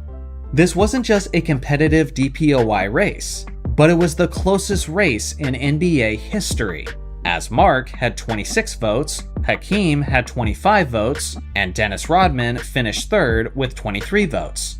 Once again, I believe the team success and veteran favoritism had a lot to do with Mark getting the edge over Hakeem. But when you look at their traditional stats and their advanced stats, it's pretty clear that Hakeem was the more dominant force. To go along with Olajuwon's monstrous average of 3.4 blocks, he also averaged an utterly goofy 2.6 steals, which is easily the highest steals per game average by a center in NBA history, and it ranked him 6th overall that season, well ahead of all-time great pickpockets like Scottie Pippen and Maurice Cheeks. Sure, many other candidates did some things well, but the Dream did everything well defensively, while breaking records along the way. So what do you guys think? How do your choices differ from mine? I look forward to hearing your thoughts in the comment section below. What if the Rockets made the trade? The 1984 NBA draft class is famously known as one of the greatest draft classes of all time. Most of us hardcore basketball fans know the draft order off the top of our heads. Hakeem Olajuwon to the Rockets, then Sam Bowie to the Blazers, and then Michael Jordan to the Chicago Bulls. What many people don't realize was that there was nearly a blockbuster trade that night that would have drastically changed the course of basketball history. You see, the Houston Rockets had the first overall pick, and at the time, Hakeem Olajuwon appeared to be the clear choice to be taken first. The thing is, the Rockets already had a star playing at center, which was the future Hall of Famer, Ralph Sampson, who had just come off his rookie season where he averaged 21 points and 11 rebounds. Other teams around the league also knew that the Rockets were in a bit of a dilemma, so the Portland Trail Blazers made an offer of their second overall pick and their young star in Clyde Drexler in return for Ralph Sampson. Drexler had shown promise at this young stage of his career, but he was still pretty unproven, so the trade Portland offered looked pretty appealing at the time, but in hindsight, we can now see how horrible it would have been for their team. If the Rockets had accepted the offer, they would have had Clyde Drexler and the first and second overall pick, which they almost certainly would have used to take Hakeem Olajuwon and Michael Jordan, forming what would have been on paper the strongest big three in NBA history. Obviously, there's the questions of fit and on-court chemistry, but at a certain point, a team has so much talent that even if they underperform by their standards, they're still likely dominating the league. Olajuwon and Jordan were both elite players the second they set foot on the court, and they were both elite until about 1998. With the greatest player of all time, one of the greatest centers of all time, and arguably a top 5 shooting guard of all time, what is the realistic projection for the success of this team? At least 10 championships? It sounds bold, but at the same time, completely reasonable. This would have dramatically changed the Lakers and Celtics rivalry of the 80s, because now, the Rockets are likely keeping the Lakers from making the NBA Finals in the mid to late 80s. I could go on and on about the ways this would have reshaped the league for years to come, but ultimately, the trade never went down, because although they wrestled with the offer, the Rockets instead played it safe, kept Sampson, and went with the Twin Tower approach by selecting Olajuwon. Although Hakeem would eventually lead Houston to win 2 championships, given what they could have had if they had accepted the offer, this non-trade was likely the greatest regret of the franchise's history. When it comes to basketball eras, we love to get the opinions of current or former great players. All it takes is one NBA legend to say something that goes against the predominant consensus among the basketball community, and now suddenly, his take has gone viral, as it simultaneously sparks many debates within basketball circles. Sometimes, the player didn't even have to be great, he just had to be a player, And for some reason, many people treat what that player said as gospel, even though there's many other players who claim the exact opposite. To a certain extent, I get it. Why would you want to ask anyone a question other than the person who's seemingly the most qualified individual? If I'm having problems with my toilet, I don't ask the opinion of an accountant. I ask the opinion of a plumber. Similarly, if I have a question about car problems, I don't ask the opinion of a psychologist. I ask the opinion of a mechanic. So naturally, people apply this same logic to sports. If you have a basketball question, you don't ask the fan with a regular job. You ask the basketball player. With this being the case, inevitably, whenever I have an opinion that goes against the opinion of a pro basketball player, some guy in the comments always has to come in with a triggered comment. Do you really think we should trust your opinion over an NBA legend? Yes. It's not that I think that I'm the ultimate authority on basketball takes. Absolutely not. But I think a lot of you viewers would have better and more trustworthy takes than many of these NBA legends. Why? Because there's no group who are more biased with their basketball takes than NBA legends talking about other NBA legends. This has been proven to be the case over and over again. Honestly, it makes sense that it would be this way. Just think about it. Me and you may love the game of basketball, but it doesn't necessarily define everything about us. We still go to an unrelated workspace, or school, or different hobbies.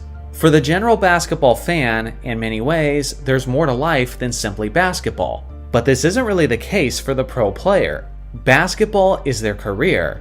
It's what pays for their home, it's how they feed their family, it's who they're associated with, it dictated who their friends were and who their enemies were, it defines their reputation, their legacy, and how they'll be remembered. When you consider all of these aspects, then it's no wonder why the player is more biased and more emotionally involved in the discussion than just about anyone else. Time to bring up some examples. Recently, NBA legend Dennis Rodman said that Larry Bird wouldn't be able to play in the modern NBA, and that he would instead be playing in Europe. Many people reacted strongly to this. Larry Bird fans went on a tirade, and younger fans tried to use this as evidence that the game is significantly better today. Now, as for my reaction, I wasn't surprised in the slightest, and I kinda just shrugged my shoulders. Remember, this is the same Dennis Rodman who said Larry Bird wasn't as good as advertised, and back in the 80s, he said that because Larry Bird was white, he was getting more praise than he would typically get. You have to understand, these guys were fierce competitors who hated each other. Night after night, they were at each other's throats, battling for supremacy over the Eastern Conference. Obviously, they didn't like each other. And do you really think Rodman would be saying these same criticisms about Larry Bird if he had been his teammate? Of course not. Let's look at another couple players from that same era. In The Last Dance documentary, Michael Jordan boldly and unapologetically stated that he hates Isaiah Thomas and the Detroit Pistons, and that hatred burns to this very day. On the other hand, you have guys like Bill Laimbeer and Isaiah Thomas who have publicly stated numerous times that they don't believe that Michael Jordan is the greatest player of all time. And then people act surprised and want to put stock in that. But why are we surprised? Their hatred for Michael is just like their hatred for them. Of course they're going to say this. These players have legendary levels of pettiness that is still strong 3 decades after they last competed against each other. Another player who played on those Pistons was Dennis Rodman, but this is what he had to say about Jordan's GOAT status. Michael is the greatest player ever. If Michael played in this era, he'll average 50. He averaged 50 points. I don't know why you guys discuss the GOAT. Why you discuss the GOAT? I agree. So let me get this straight. Bill Laimbeer, Isaiah Thomas, and Dennis Rodman were all teammates on the bad boy Detroit Pistons. But only one of them happens to believe that Jordan is the GOAT, and it just happens to be the one guy who ended up being his teammate. Clearly, none of these players are impartial here. The list of examples goes on and on.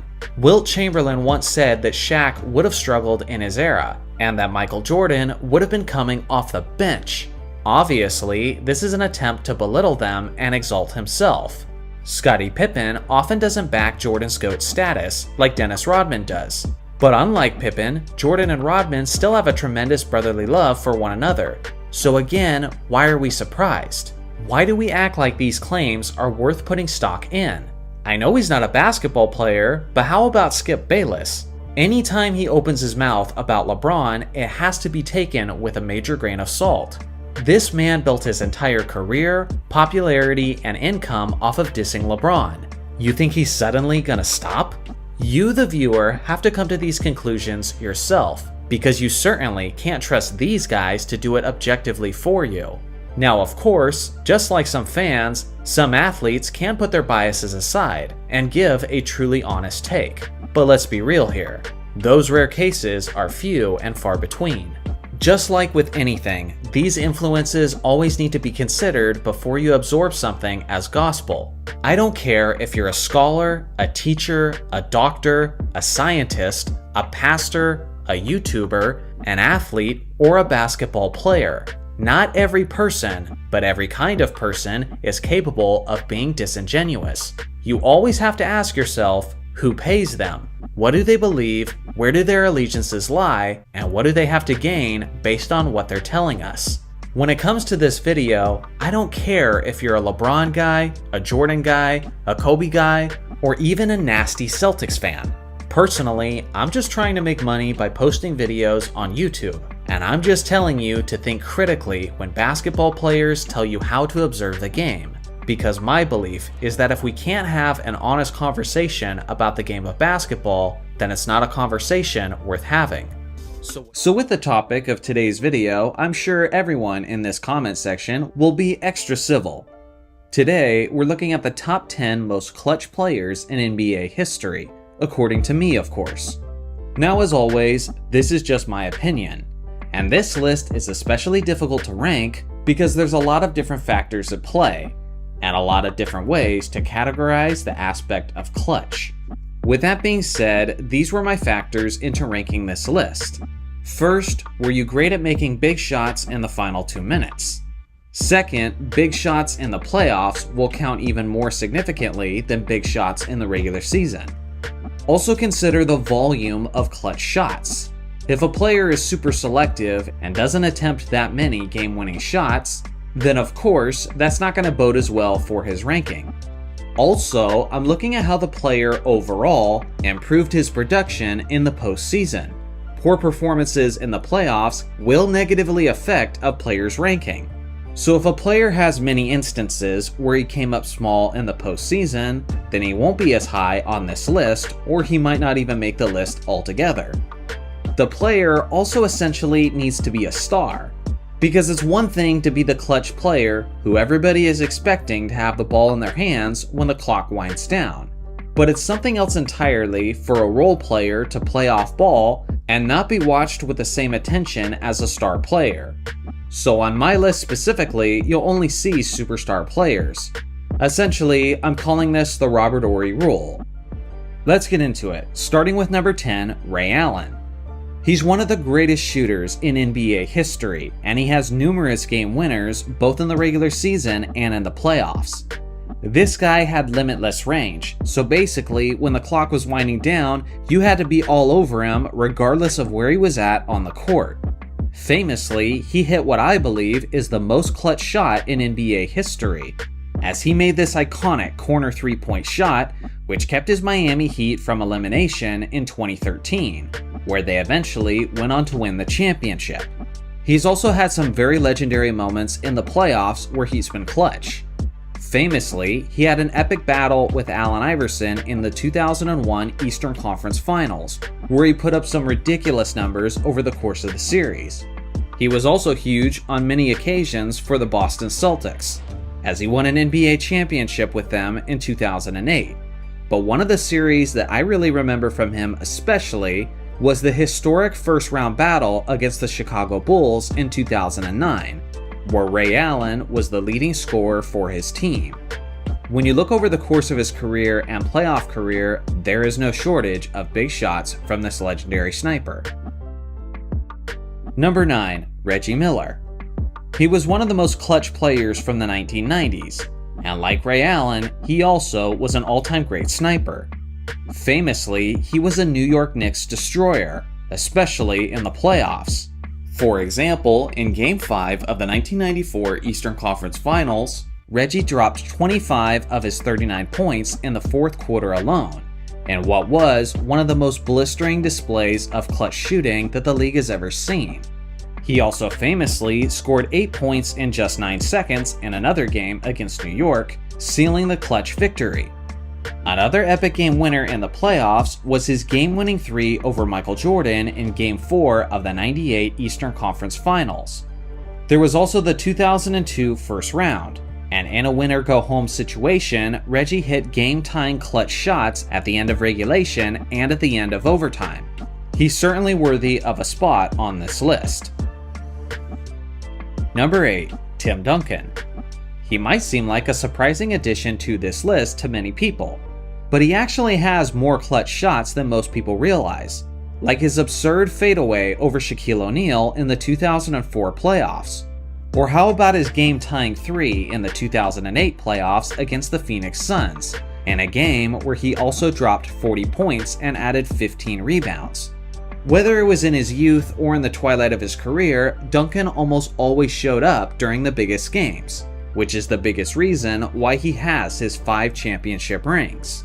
But the 2003 NBA Finals is where he especially had his epic moment, as he put up a clutch series-long performance for the ages, with some truly goofy averages. In the championship-clinching 6th game, Duncan put up a near quadruple-double.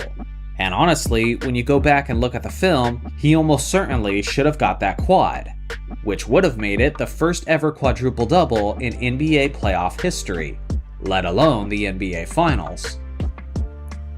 Number 7. Hakeem Olajuwon. This is one guy who's on this list probably for more of his clutch moments on the defensive end rather than the offensive end. For example, he made the iconic game-sealing block in Game 6 of the 1994 NBA Finals. But probably what Hakeem is best known for is how he clutchly outperformed the best big man competition of the time, which I would say was easily the strongest era of the big man in NBA history. At one point or another in the playoffs, he destroyed David Robinson, Patrick Ewing, and Shaquille O'Neal, on his way to back-to-back NBA championships. If you look at his level of production in the regular season compared to the playoffs, then you'll quickly see why he is a very deserving candidate for this list. Number 6. Kobe Bryant.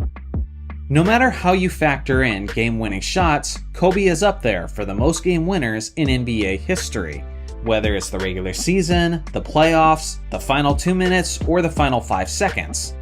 Whether the game was tied or they were trailing, Kobe made plenty of them.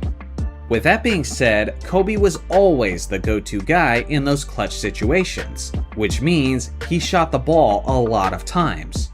Because of that, I also remember many of his misses throughout the years, which kept his percentages from being higher. And if his efficiency was better in these situations, then he would probably be in a top 5 spot for me. With that being said, Kobe typically crushed it in these moments, and a perfect example of that was when Kobe took over Game 4 of the 2000 NBA Finals. After Shaq fouled out, the Mamba was hitting perimeter shot after perimeter shot until the game was sealed. If peak is a factor here, then Kobe also does well, as his 2009 to 2010 season was one of the most incredible displays of clutch shot making that we've ever seen. Number 5. Larry Bird.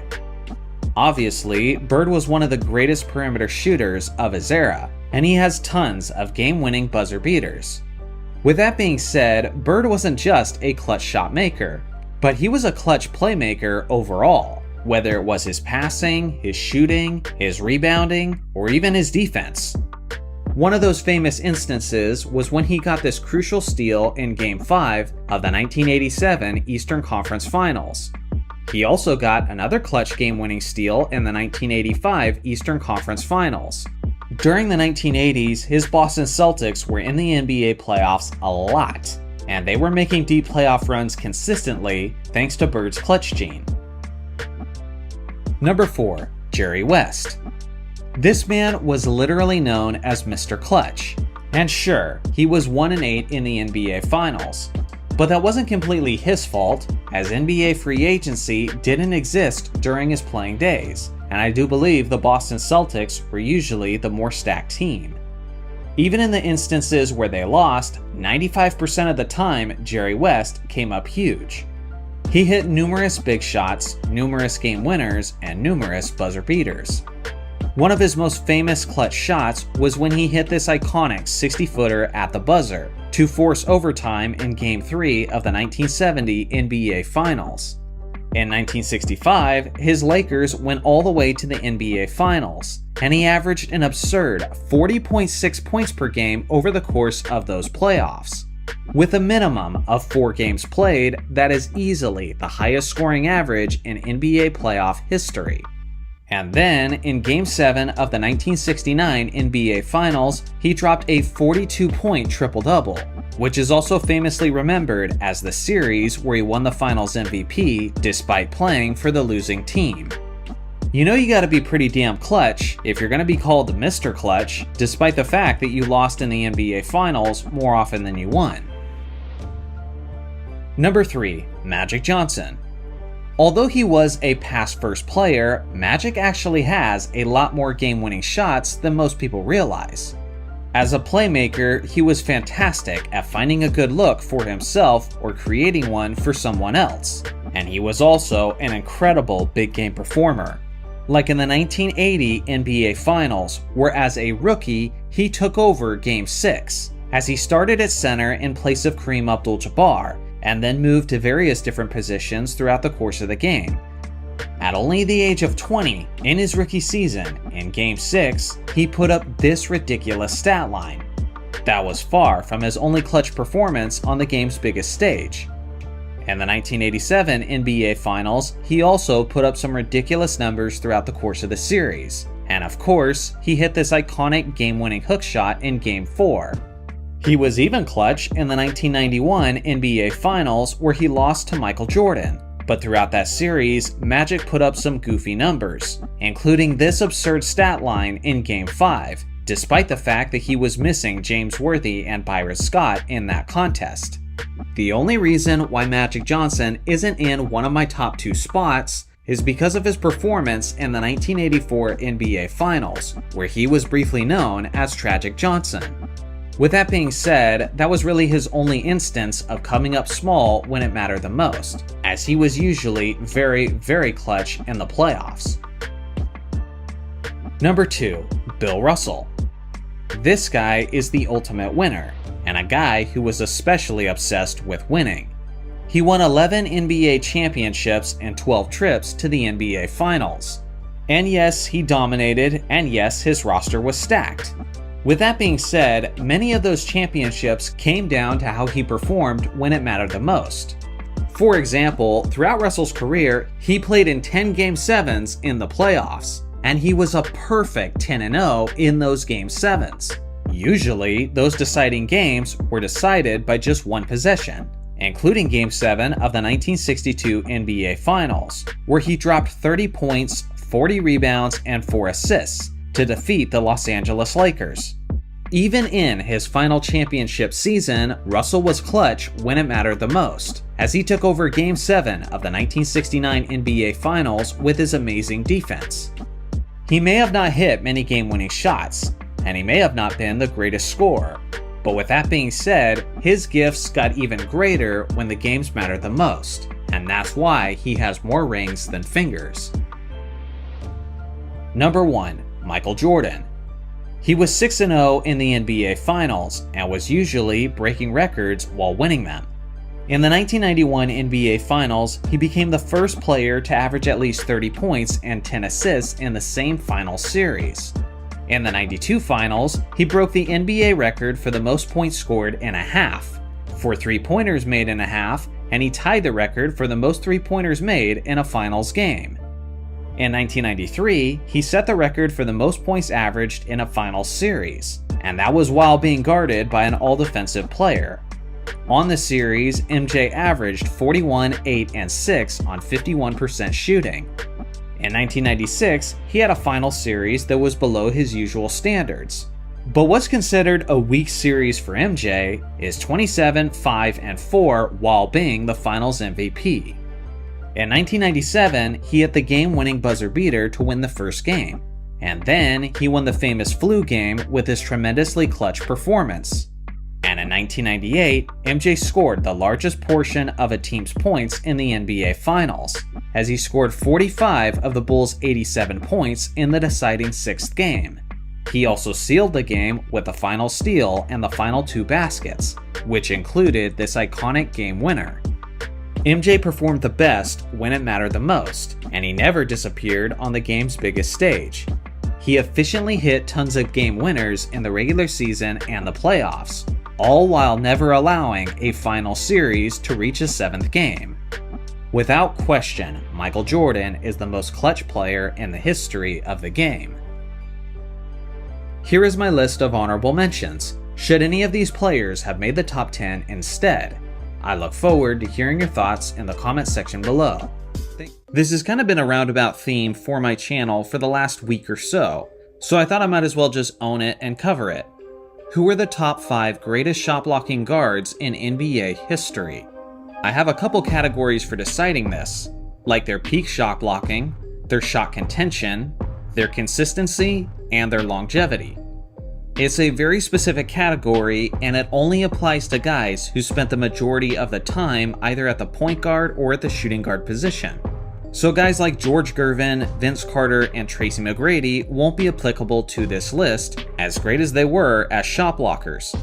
They are guys who spent a significant amount of time at the small forward position. So although you could argue that they're among the best shot blocking wings in NBA history, I just can't give them the nod for guards. So now that you're up to speed, let's get into it. Starting at number 5, Dennis Johnson. This guy was simply one of the best perimeter defenders of his era. Longtime Boston Celtics fans are going to remember him as the leading floor general of their dynasty days. But beyond that, he was an incredible shot blocker. DJ is 5th on the NBA's all-time list for the most blocked shots at the guard position, and he had a career average of 0.6 throughout his playing career. Throughout the 1980s, Boston was consistently one of the best defenses in the entire league, and Johnson's ability to stay in front of top opposing guards and get a hand up and sometimes get a piece of it certainly contributed in massive ways to their elite defense. Thanks to his longevity and consistency, he certainly deserves a spot in my mind. Number 4 on my list is Derek White. Some of you are probably thinking, Derek White? Yes, actually. The guy has been absolutely incredible ever since he entered the NBA in 2017. He's been one of the top defenders for his championship Boston Celtics, and so far in his career, he's averaging 0.9 blocks per game. Currently, among guards, specifically at the time where they were playing at the guard position, Derek White has the 2nd highest blocks per game average in NBA history, which is 0.9, and this last season, he got as high as 1.2. He is extremely alert, aggressive, has good instincts, and has a good basketball IQ. He's certainly not a superstar, but he knows his role and he does it well. If he remains consistent and keeps up at this pace, by the end of his career, he could be in a top 2 spot. Number 3, Ron Harper. Ron Harper doesn't get as much shine as he deserves overall for his defensive abilities. Obviously, he was the point guard and was a major piece of the Bulls' second three-peat in the 1990s. But before that, he had tremendous athleticism and was a star player for both the Los Angeles Clippers and the Cleveland Cavaliers. It might seem hard to believe for some, but among guards, he has the 3rd highest blocks total in NBA history, as he averaged 0.7 over the course of his career, getting as high as 1.2 in 1990. Unfortunately, you're going to be hard-pressed to find a tremendous amount of film of him blocking shots. And I promise you, that's not because he wasn't good at it, that's simply because he's Ron Harper, and not many people are clamoring to save his highlights. With that being said, I remember him being fantastic, even when he was with the Lakers in limited minutes at the age of 36 and 37. Again, he's another guy on this list who gains a lot of points for both consistency and longevity. Number 2, Dwayne Wade. Flash was incredible as a shot blocker. He did it emphatically and athletically. Depending on how you look at it based in position, he's either in the first spot or the second spot for the most blocked shots among guards in NBA history, as he averaged 0.8 over the course of his career.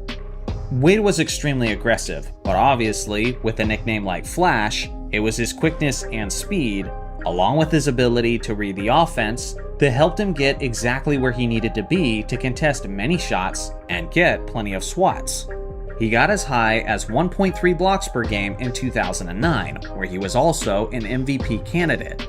I think many people will assume that he should be in the number 1 spot. But at the very least, I think the vast majority of us can agree that he certainly deserves to be in the top 2. Number 1, Michael Jordan. If you look at the time that he specifically spent at the shooting guard position, then he has the highest blocks per game average of all time among guards. He got as high as 1.6 in 1988, which was the year that he famously won the MVP and the Defensive Player of the Year in the same season. For obvious reasons, I've been watching a ton of Michael Jordan footage over the last week, and I'm telling you, a young MJ was the best shot blocker I've ever seen among guards. Part of that is for his actual swats, but the other part is just because of how many he actually contested. MJ went for everything. He was swiping constantly, to the point that I'm sure some offensive players going against him were having anxiety attacks. His peak as a shot blocker was just so insane, and he didn't have the consistency as much as some of these other guys, but when you're looking at a young MJ who was scrawny, who was quick, and who could jump out of the gym, he had this ability to a jaw-dropping extent that I haven't seen from really anyone else. Here is my long list of honorable mentions. There's certainly a lot of guys in this list who deserve some spotlight as well. Do you think any of these players should have made the top 5 instead? I'm about to say something that's going to sound like music to some people's ears, and for others, it will sound like nails on chalkboard. The most important thing in the game of basketball is winning. It's not the only aspect, but the most crucial aspect that we measure greatness and excellence is winning. It always has been, and it always will be. With that being said, some people directly or indirectly dispute this claim, as some will argue that winning is not the most important thing. At this point, some of you are probably wondering what inspired this video. Well, it was mostly this statement from former NBA head coach Stan Van Gundy, who was echoing the thoughts of many people in modern basketball circles. This is what he had to say recently when being interviewed on the Players Tribune. If you want to tell me that Michael Jordan was a better basketball player than LeBron James, that's fine. You can make a case for that. What you can't make a case for is that MJ had a better career than LeBron. You can't make a case for that. When I saw this tweet, I responded by saying that it genuinely disgusted me. And then a few people completely missed my point and responded by saying that by my logic, Bill Russell is the GOAT.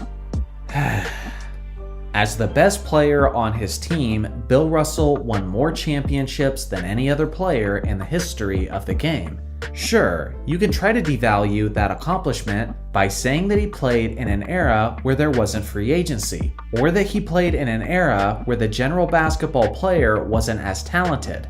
But those are all subjective arguments, and what is absolute truth is that he won more championships than any other player ever. Based on that alone, he will always have a case for being the greatest player. You will never hear me say that Bill Russell doesn't have a case. I don't have a problem with anyone who thinks that LeBron is the greatest ever. I even made a case for LeBron on my own channel. I honestly don't have a problem with anyone who thinks LeBron had the better career. But what I do have a problem with is somebody saying that Jordan doesn't have a case for a better career. A freaking case. 6 rings, 6 finals MVPs, which are both more than the other guy. Boom, there's your case. If that's not an accomplishment worthy of making a case for the better career, then what the hell is your measure of excellence? Are we about to say that Alex English had the better career than Larry Bird because he scored more points in the 80s? Are we about to say that John Stockton had a better career than Magic because he ended up with more assists?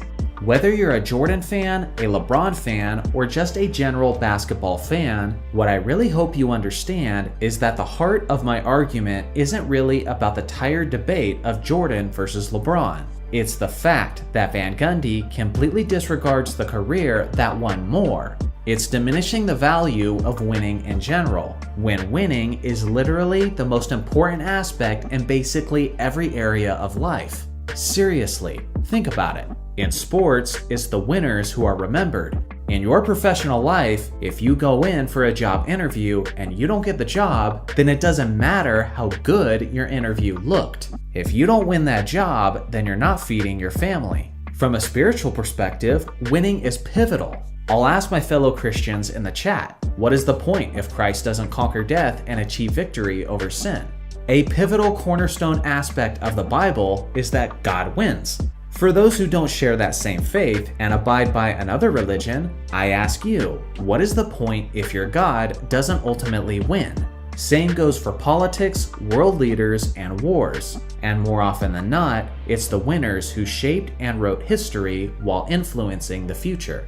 Whether or not you think winning is the most important thing, as time goes on, reality keeps reminding us that winning is in fact the most important thing. Yet when it comes to basketball, some of us try to belittle its value, which to me often comes across as some kind of coping mechanism for those who haven't won as much as they would have liked. You never hear a player who won a bunch of rings diminish the value of his accomplishments, but rather it's always the players or coaches who didn't win as much. Again, there is a lot of nuance to the game of basketball, and that is what makes us hardcore basketball fans. We love talking about the nuance while dissecting the game as much as possible. For example, I don't think Kevin Durant's 2 rings carry the same weight as the rings of other greats. That's because of the nuance of a superstar player joining a 73-9 team who had just beaten him. I do believe that you have to factor in how the players reach the mountaintop. It's because of nuance like this that I don't have a problem with people believing LeBron is the GOAT, that Kareem is the GOAT, or that Russell is the GOAT. Whoever your guy is, you can make your case. But to say that a player who won more as the clear top dog on his team doesn't have a case is completely asinine and diminishes the value of winning, which is the ultimate measure of success. Don't just take it from me, take it from Kobe Bryant, who thoroughly explained his perspective. Hopefully my Laker legacy will be that of a champion. I mean, that's why we play. That is the most important thing. It's number one. It's not about how much you like the person. It's not about how many points that person scored. It's not about how many assists that person had. It's how many championships did they bring to the city of Los Angeles. That is the most important thing. Truthfully, it's really about winning. It's not about being coddled. It's not about being catered to. You have a responsibility to the city of Los Angeles to bring championship banners back where they belong. That is your responsibility. You have to understand that nothing else matters. Second place does not matter. Second place means you're the first loser, right? So you have to start there. You have to understand that that's what this is. And you may not like it. You may think it sucks. You may think it's not great sportsmanship. Get over it. It is what it is. Now, if you want to diminish Kobe's thoughts on this matter, ask yourself this. Would Kobe's opinion even matter to us if he hadn't done so much winning? Would I even be playing this clip of Kobe if he didn't have the championships? Of course not. It's kind of insane that I even feel like I have to make this video, because this all seems so obvious. But this is where we're at today in this basketball culture, where seemingly everyone is trying to find angles to debate on behalf of their favorite player. Some very quintessential truths of reality are being denied because of people's emotional investment. Winning is pivotal to any standard of excellence, and it always will be. As you can tell from my thoughts, I am a member of the quote ring culture. Not in every case, but in many cases, I look at rings when determining who was better, and I believe most people should. There's a reason why guys like Dirk Nowitzki and Hakeem Olajuwon have championship rings, and guys like James Harden and Joel Embiid don't. It's because these guys performed their best when everything mattered the most, while these guys are not cut from the same cloth.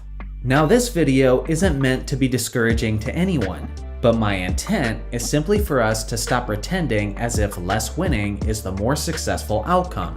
At the end of the day, some of you may see this video as a giant overreaction to one person's statement, but I think it's bigger than that. We as a people need to stop making excuses for our shortcomings, and because facing our failures is hard, we try to somehow redefine them as successes, when winning is the only true success. I don't care what a coping superstar says. When you fall short of your goal, that is a failure. But that doesn't mean you simply hang your head in shame and sulk in your sorrows. You simply focus in, put your head down, and say, come hell or high water, I'm winning next time. And then, if you fail again, you put your head down and say, come hell or high water, I'm winning next time. And even if you fail again, you put your head down and say, come hell or high water, I'm winning next time. I hope all of you watching this video end up doing a lot of winning in life. But inevitably, when you spend some time losing, don't try to make peace with yourself by believing that you're somehow losing successfully. But instead, be like these guys who were determined to follow it up with a win at all cost. Rather than making excuses for our losing, let's be thinking like winners even when we're losing. So what do you guys think? Is the basketball community not putting enough value in championships? Or do you think it's actually the opposite? I look forward to hearing your thoughts in the comment section below. Thanks for watching as always. Make sure to like and subscribe for more basketball content, and I'll see you guys in the next video.